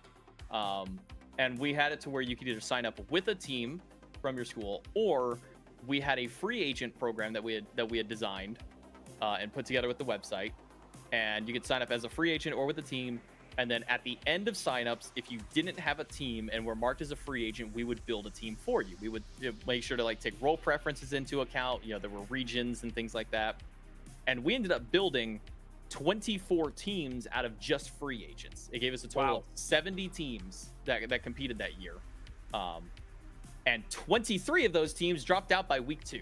Yep, there it is. Yep, there it is. 23 of the 24. The only one. Man. The only one that didn't drop out was a team that had Skeledon on it. It was the only one that didn't drop. Skeledon. Yeah, and unfortunately for him and the team that he got, you can only have your one like Masters GM player in a team of bronzes and silvers go so well for so long. Yeah. Like when they played other bronze teams and whatnot, they stomped, dominated. But as soon as they hit a good team, it was over. It's over. Yep, it's over. Man. Yeah, that sounds about right. I know a couple of the like amateur league owners, a lot of the TOs were watching, and I know they all, that stuff still happens. You get the Masters teams and the Masters division, and you lose one of them before they play their first game, and you're like, why did you sign up? And it just, it always repeats. It's always the same story, but people commit to it because it matters. It's important to stick with what, if you're creating it because you care and it makes you feel good. So you gotta take it as far as you can, or as your dreams will let you. Oh yeah, no, for sure. It was still a really fun season, even despite the dropouts. But we decided moving on, we're not doing the free agent system after 95%. Another familiar tune dropped out within the first couple of weeks because after that, we're like, it's not really worth all that effort. Like we had like 3 of us sitting down for like 2 or 3 days building the teams, like in our free time, just to make sure we could get everybody included in there. And it didn't work out well. So like, we're just gonna make it to where like other teams set up. We still had like 50 some odd teams the next year or so. Or the next season. So we're like, okay, we're still getting similar levels of support even without the free agent stuff. It just cuts out the extra, time on there. But one thing I won't forget whenever we were doing those is because we have a lot of like really good teams versus really bad teams. The really good teams often kind of trolled around a little bit, and you would see that influence in the worst teams because they would see what was beating them and they would think, oh, that must be really good. That must be the strategy to go with. Spoilers, it wasn't. 5 teleports is not a good thing to do when you're a bad team. It's just not. Tier 2 crit Guan Yu solo first item. Oh, come on. That goes insane. That goes insane. Also not good when you're a bad player. That drops a 20 bomb. 20 death bomb. Yeah. It's only 20 one way or the other. It's never going to be both. That one did not go well. That was tier 2 crit teleport Guan Yu solo. Died twice within like 3 minutes. I'm surprised it was only twice in 3 minutes. I thought it was going to go a whole lot worse. Honestly, yeah, that sounds pretty impressive. I'm not going to lie. Well, to be fair, they weren't playing the best team immediately after them. But I got out of that game, and I'm just like, so why did that team run 5 teleports? I got a DM from one of the players that said, oh, we played that team last week. It's like, oh, we played that team last week. We did that to them and dropped an 80 kill game. So they must have thought it was really good. And we're like, oh, yeah, I guess so. Yeah, no. That it didn't go well for them. He said, yeah, that's to be expected. You are cooking though, Juan. I gotta get on the digits kick with the fish. Yeah. I caught 3 traffic cones before Content Cup on Sunday. No. I was so upset. That's why I came back, because we were on Saturday rather. We were because Digits had asked. I was casting it with Hydra, kind of like what I've been doing with FDOT, and we were watching along with Digits' game. And I was like, before I was just, in chat seeing like if they were talking about picks or whatever. And I did fish like 3 times, and it's just traffic cone, traffic cone, traffic cone. It was so rigged. I couldn't believe it. And then I had to go cast as if I wasn't starting to hate Digits for it, Now you're rooting against him. It's like, I only fish up traffic cones in your stream. Yeah, like I've been casting you long enough. You think I get better than a traffic cone? So there's like 3 or 4 streamers that I follow that had it. And so like it doesn't track your points throughout all channels. It's only the one that you're fishing on at that time. Right. So I'd done fishing in other ones. So I go into Peso's stream, and I wasn't even. No, I was already following at that point. I just popped in there. It was like maybe an hour before it started. It was before we even did our mic checks. And he's just playing arena games to like warm up. I'm like, okay, I'm just gonna chill in here before CCC starts. And I see that he has fish enabled. I'm like, oh, that's a new one. Like, he hadn't had this before. So I go and I fish up a golden crown for my first one. That was your first. I heard you got the crown, but I didn't know it was your first one. My first fish, I got up a golden crown, and I was like, all right, cool. I don't need to fish for anything else on this channel now. That's insane. It's funny. I knew you got a fish because Tez, who was doing production, and they had actually told me. And I was like, really? I've only gotten cones, but I didn't know it was your first attempt. Yeah, that makes me so bad. I'm boiling. Yeah, first one. It is also funny we got people to do the fish command in the SMITE game thinking it was going to do something, because we were just sitting there like, hey y'all, go to SK Peso stream and do exclamation point fish. People just heard the exclamation point fish and they're like, oh, okay, we'll just do it here. That was so, yeah, that was really funny seeing it in Smite game chat. See, I know there's a lot of opinions. I've been enjoying the Content Cup. I think conversations aside, I think the vibes of it have been fun. It's been different, you know. Mm-hmm. You don't get fun experiences like that super often. So it's been a nice change of pace in that regard, at least. Yeah, I think that there are obviously the teams who are taking it a lot more like seriously, like treating it more like a competitive thing than it is for like a fun thing for the creators. Peso's been my favorite one to just watch in general, just because it's always vibes on his channel. Like he's never taken things too seriously. The rest of the team's having a lot of fun. Cardwell's a fun one to watch as well. Yeah, Cardwell's awesome. Whenever he was playing. Now it's getting to like the more competitive aspect, so we know that Peso's gonna dial in at least because he wants to at least make land if he's able to. Yeah, for sure. It'd be really cool for Sunprod as well. I'm a big I'm a huge Sunprod guy. That's a player that a lot of them I've been casting for a couple years now. Not so much Sunprod because only the last year or so Sunprod's been in all the amateur leagues that possible. But I mean, Digits or SK Peso, like 2 finals of Smite Draft League in a row, and that was 2 years ago now at this point. So I feel like it's so cool seeing players like that now, do the Content Cup, get close, and there's all the talk of the of not seeing new faces compete competitively. But I think there's so many new faces around the corner, people don't actually truly know how close we are to those times.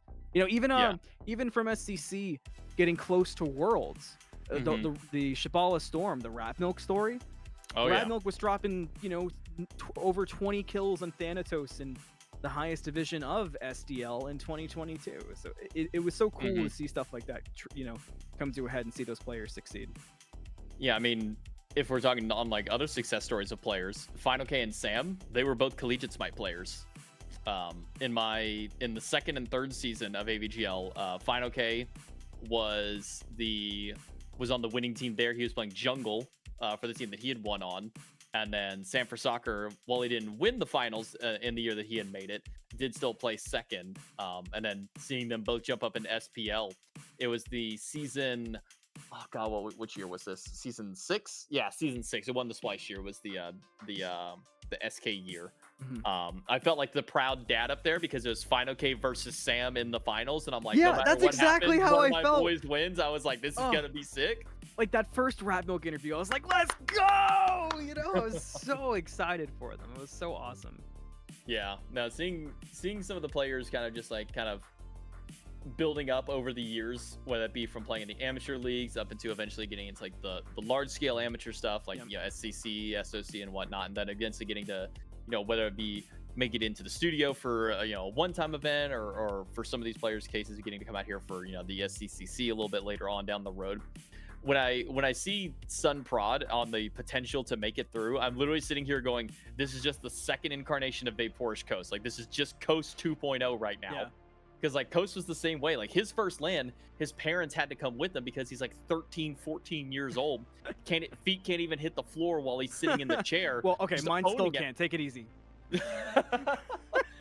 But he's going against people like some of them like twice his age and whatnot. He's just owning them on the sticks, and he's just sitting there yelling and talking smack, and you can't even yell back at him because you're afraid that his dad might gonna come in and beat you up. Exactly. Yeah, he's gonna jump over the chairs with a seat with one in his hand, and be like, "Hey, back off! That's my kid." I said that to FDOT did the OSL Athens finals, which had SK Peso did not have SK Peso this year, but had Sunprod, and Sun actually ended up winning 2 seasons in a row for OSL.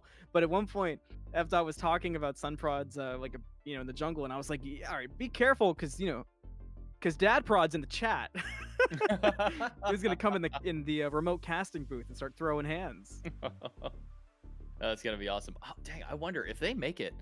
Does Dad Prod have to come with him? Because Sunprod's like maybe too young. I don't know now. I don't know the legalities of that one. Yeah, same. I don't run that end of it. I just talk about it. Not long ago, I was doing work with Vessel, who was doing high school Rocket League, and that was really interesting for a lot of similar reasons. Because it was such an, like casters, they the audience you're casting to, usually it's the alt-tabbed super chill gamer dude who's just waiting for the big moment so they can look over. But in those, it was the families and parents, and they're watching every second, and like you say a little thing about their kid's performance and they're like, we'll just wait a few minutes and you'll see how they do on this next flip reset. It was such a weird experience, but it was so interesting. It was the first time I'd ever cast high school, and it was a really fun experience. But it was, it was a million little sun prods running around, and I'm like, how are these kids so good? Like, I cast collegiate Rocket League and SSL teams that don't look this good. It's so crazy. Yeah, there was one opportunity at one point to do a high school SMITE. There was like a whole like high school org that was doing things, and they reached out and they're like, we want to do like some stuff for SMITE. We're like, yeah, cool, we can give you this kind of stuff. And then we mentioned them and said, hey, whenever you guys get around to like your finals time and whatnot, like here are some names of people that you can kind of have jump in. They're like, okay, cool. And then they reached out to the group of us and they're like, hey, be really cool to do that here. Join this Discord server. We'll kind of talk things out, move things on and whatnot. And we got near the finals time. And we're like, okay, cool. Like, we're ready to go. Like, we're ready to do this. Like, we're like a week away. It's going to be awesome. And in that 1 week, they had changed their mind that they didn't want to do any remote casting. They wanted everybody there to be live, whether it be production or casting. They wanted to do everything live in person. Except for, I guess, the players who were actually playing. They were going to have, because you can't just force high schoolers to drive all the way up to Philadelphia or wherever it was. But they were like, hey, we changed our mind. We don't want to do any remote stuff. We want all of our production stuff to be here at this venue that all this stuff is being run at, or whatever that we're doing things from. And we were just like, cool. You have 0 casters who are within 8 hours of you. And we're like, well, I guess we'll have to find other people then. And so they grabbed 2 people who were casting some League of Legends thing that was happening there. And you could tell that they were League of Legends casters. And you could tell that they weren't too super familiar with SMITE, because they didn't have... You can easily spot a League of Legends caster. Because they didn't have names turned on. They had god names on. It was all god names on for above the head, which is fine. There's that's an easy way, and I recommend new casters learn with that. Don't get caught up in trying to remember the names of players sometimes. Like, even in professional casts, we still sometimes just say the god name as opposed to the player. It happens. Hey, Strat. But they're literally just talking and like reading off abilities, like off of what seemingly felt like just a sheet of paper. Like it literally felt like somebody had told them, like, hey, here's Ymir, here's Cupid. Here's what those 2 characters do, and that's what the casting Ymir felt puts like. out the tectonic shift. No, wait, hold on. That's the wrong one. That's Thor. That's sorry. When we go back. Oh, and there's that wall. That very first ability. Ability Q, 1. Yeah. You start hearing them get into Captain Flowers. Q1, Q2, and. Dude, man. Oh boy. When when I see casters coming from other titles and whatnot, especially like towards SMITE, you can definitely hear their inflections of other games in there. They're calling things turrets. They're calling abilities by like letters like QE and things like that. Their R's, their ults, whatever it may be. And you're just like, I'm not as familiar with these ones. It's okay. Ramping up really quick in team fights is a big one. Dude, that was one thing I had. Going instant, the instant rap god is such a League of Legends thing, because in League, one of the coolest things is how talented every color caster is in League of Legends at dropping a fight to their play-by-play, and how quick a play-by-play picks it up. But if you're unfamiliar, like if you're a SMITE viewer and you start trying to watch LCS, but especially like LEC, it's a big like, oh whoa, what is Medic saying? Yeah. It's really it's amazing casting, it really is, but it's completely a different vibe. Yeah, every esport and every game, even the same game, or even within the same genre, they all have different styles of doing things. SMITE is, in my opinion, SMITE is the most colorful out of all of them, because in SMITE, we don't have this very formulaic way of doing things in a sense. Like, if you're a Chair 1 caster, it's not like, we're not going to sit here and like burn you at the stake for doing any kind of analysis work. If you're an analyst caster, we're not going to raise our pitchforks because all of a sudden you start doing a little bit of play-by-play and dip your toes that way. And like one thing that I always stress to new casters as well is like, don't stress learning every single ability by name, every single item immediately. Like, you want to learn your basics. More than anything, you want to know what the ability does versus what the ability's name is. Like, Yeah, because if you know what the ability does, you can call what's happening, and straight from Hindu Man's mouth of the feedback sessions that I had been graced with is the where is the ball? yeah, Because it's Yeah, funny, in Smite you create it, and in games where there is a ball, like Rocket League, it's still a different vibe, and Smite is like, it's almost more interesting to create the ball in Smite than follow the ball in Rocket League at times. I love them both. Yeah, and again, when you go between like the two from MOBAs, like you said, with League, there's a very clear delineation as to what those casters are doing. Yeah. This is your chair 1. He's not saying a word until a team fight happens, or there's no analysis left to be had, or like the very beginning of the game. Yeah, to, he's like, got to re-steer the conversation. Like, he is the, okay, we're done with this conversation. Let's move on. Nothing's happening team fight wise. What's the next big point we can push? Get me there. And I'm going to leave it off to you guys. And then your chair 2s, your analysis, they're going to be like okay, cool. We're just going to sit here and we're literally going to talk back and forth. You and me, buddy. Yep. Yeah, chair 2, chair 3, we're going to sit here. We're going to have this conversation. And as soon as that first ability lands in team fight, nope, not saying a word. Yep, not a word. All you. Merry Christmas. Have fun. We're not even going to say it. We'll see you in 5 minutes. Do you think, yeah, you think a 45, 50-second team fight call in Smite is crazy? Sometimes League of Legends team fights, I mean, there's Captain Flowers clips out there of a 2-minute team fight. And it's not even like they're hogging the mic, because that's the style. And it is working, because in League, they just, the fights are different, so they obviously position that way, but it's just a total stark difference. And it's the same thing with Rocket League. Like, you go to you go and you watch RLCS, and you hear, it's the same kind of concept as Smite. It's oddly close in the sense of, yes, there's your play-by-play and your color guy, but they can both call great play-by-play usually. And it's a matter of, I think Jorby actually phrases it the best when he says it's like car soccer, but if you call it like hockey, that's how you find that right vibe that feels fun for Rocket League. And when you hear casts like that, it hits different. Yeah, I mean, that's part of the fun of Smite, is like Smite, no two casters are the same, and no two casters have the same style. You'll have like similarities between them. Like, you'll have these ones who are like very theatrical with their stuff, and they want to get, have the big build up to the big moment, tell the big stories. Yep. You have your rap god casters who are just there to call the team fight as fast as they can and get as many words out in the least amount of time possible. You have your analysis, you have your analysis. You have your analysts who can sit there and read the dictionary of Smite to you. Yep. Your ones who may not be as versed in some of the other parts, but because they have a lot of gameplay knowledge, like your hurry wins and whatnot, who could essentially predict an entire draft before the draft ever happens, versus some of your other analysts who will be like, well, maybe here could be a good strategy, and then when one thing gets picked, they're like, okay, that's not what I would go, but maybe a whole lot of something else.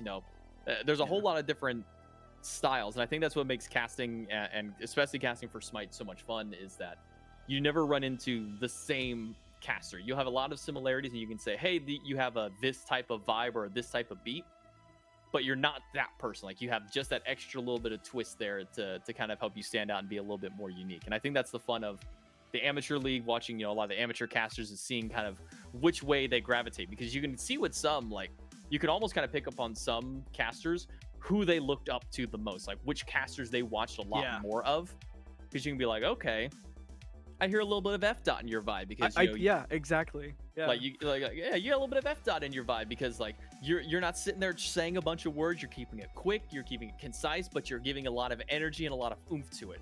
Where it's like your big hits, Kraken lands, he's dead, next fight, move on, like that style of cadence, that's the F dot style of cadence, and you'll see some who pick up on that. Then you have the ones who have kind of like the Dulcin cadence, where it's a lot, he'll, what's the good way that got put, is that Dave had a very unique cadence to how he would cast things, because he would be a little bit quiet, kind of slow things down, and then a fight would break out and he'd get a little bit bigger, and then he'd kind of bring it back a little bit, and he was never up really high all the time or down really low. He would always be bouncing between the two of them whenever it was necessary, and to kind of keep the fight and the flow a little bit more unique in that aspect. he may not have known as much about the game. He was kind of, I would say, similar to F.Navi, where he may not have known as much about the game, but he had a very strong story and a very strong flow to how he did his casting. And that's why a lot of people loved him in that one. Then you get to your opposite end of that spectrum. You get your John Finches. Those guys are going a mile a minute, but you understand everything because he's clear and concise. And there's so much story in that mile a minute. Yeah, in that 1,000-word essay he just wrote for you in 60 seconds, you have learned everything you need to know about why this game or why this one player is so important right now. Oh, hey, by the way, now we're ready to go into this Phoenix fight that I've been waiting for this entire time. Yep. And somehow still managing to find that moment where it turns into that sharp, crisp, short call that you almost don't expect because of the rap god lead up. It was such a special way of blending it. Yeah, there was one thing that I picked up from John a lot that I started incorporating into a lot of my casting, which was when you start getting to the end of the game, when you start, not even to the end of the game, but when you start getting to the Phoenix pushes, these towers, these really tense moments at objectives and structures, a lot of casters in amateur scenes and whatnot, they'd be sitting there and they'd still be talking a lot, and they're keeping the same flow all the way through. They're getting around the fire giant. It's getting really intense. We're going to keep the things going. Eventually a fight's going to break out. The fight still hasn't broken out. Oh my God, what do I keep doing? Why am I talking so fast? Everything is out of control. Please take over for me. I need a moment to breathe. Finch, and one thing I took from him a lot was when you're getting to those kind of fights, you don't need to talk that much. You can really break it down. These guys are grouping up around Fire Giant. Ults are still down for 20 seconds, so we're probably not going to see anything for a big time. Letting stuff breathe. Fire Giant. Not being afraid of silence. I know Gore says that a lot too. Yeah. One thing that Gore was really good at doing, and it's one of the reasons I liked working with him when he was a chair too, is he was really good at just stopping the momentum of everything. Give everything a little bit of time to breathe, because nothing's going to happen for the next 60 seconds. So we can just sit here and have a little bit of a conversation. Yeah, he was really good at doing that. There was a feedback that Gore was doing with Kaizo, I think it was sometime last year, where Gore had said there was a couple week period where Gore was having fun of seeing how long he could make a silence note happen before the other caster would panic, and he was kind of watching the panic rise in their eyes. I loved that story. God, he was so good at doing that, because he would stop, and when you work online, that silence online is so panicky.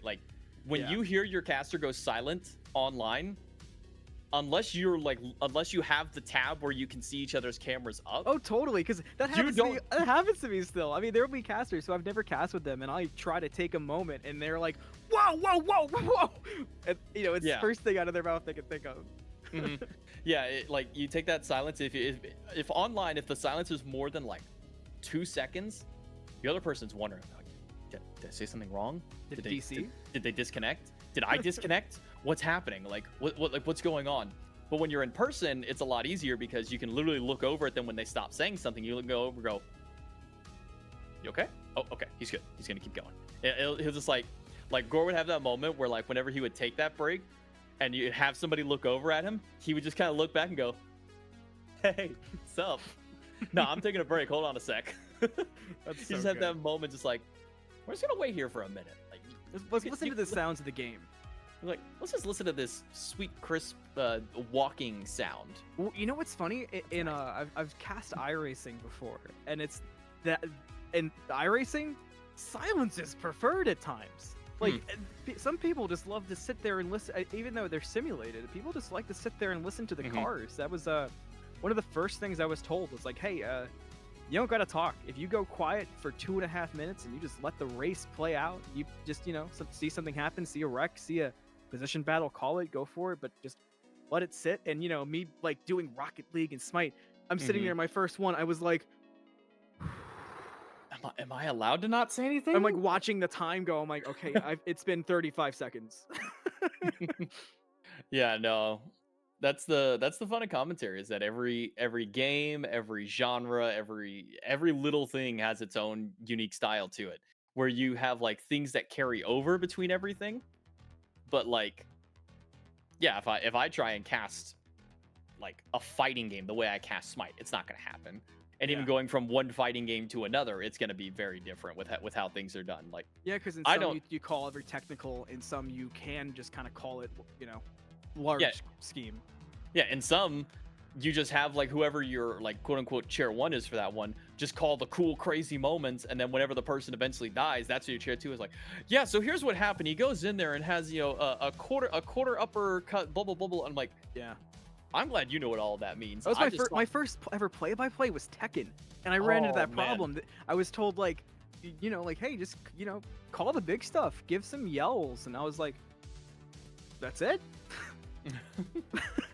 He was like, yeah, like, like you don't gotta call like the blocks and, you know, the highs. You don't gotta call it combos because everyone already knows the combos. I'm like, okay, you know, like, Mhm. I'll trust you. Yeah, that's the crazy part about fighting game is like the fighting game community are the ones who are watching it. The people who are so ingrained in it are the ones watching, you know, the competitive and esports stuff. They know what every single little combo is. Like they know every little thing that's happening.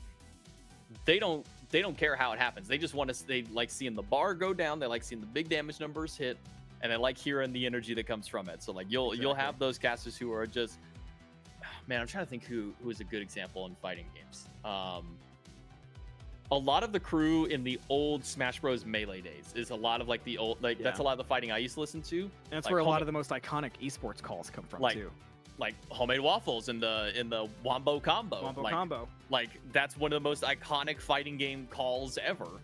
And it was literally just a dude yelling, "Oh, where you at? Where you at?" Like that's all it is. There's no technicality to it.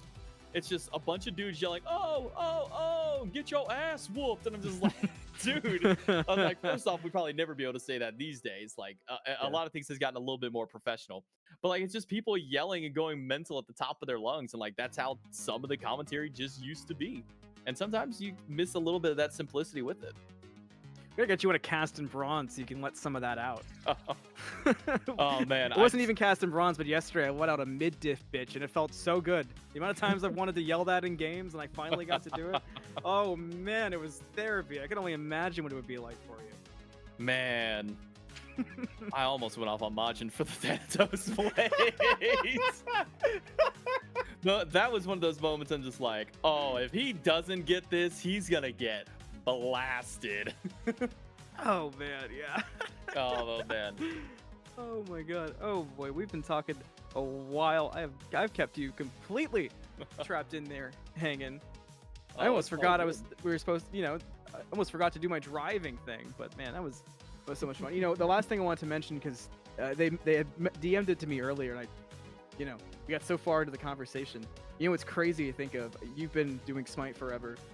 You know, I had my first Chair 2 cast in 2016 and then switched to podcasting and came back in 2021. Meanwhile, Tess, who did so great on production, shout out to Tess. They killed it tonight. And their first set was May 11th. Was the first time they had run production. Oh, wow. So less than 3 months into this game running Spectator. And it was so smooth, you know? It's just, Smite's crazy like that. Shout out to Tess. Some solid work. March, excuse me. I totally misread that. Let's say May 11th, 3 months. Hold on, something's not adding up here. The math ain't math. I am genuinely dyslexic. Every time I say it, people think it's a joke. I actually am, so sometimes it'll just kill me. That's why sometimes with gold, I'll be like, please put the chart up when I say the word gold, because otherwise we're all going to be embarrassed. I can't tell you how many times I've said 50 instead of 500. Oh, yeah. Just because I'd appear like, oh, that's not much. And I'm like, oh, there's not a gold lead. And my Chair 2 will be like, yeah, that 500 gold lead, right? And I'm like, oh, shit. It's like 500. I missed the zero somewhere. Yep, exactly. But okay, we'll call it there. We've been doing the podcast. Thanks, everybody, for hanging through that. And for the games that were so fun tonight. And of course, Tess, for doing great on production. I sent over 2 shout-outs for Jmac, but make sure you're following Jmac, especially if you're watching the VOD. You made it all the way through. Check out Jmac on Twitch. So many playthroughs lately, Jmac. You've been doing so much on there. What's the next thing you're getting into? A lot of Smite 2 is coming up. Yeah, Danganronpa just finished up.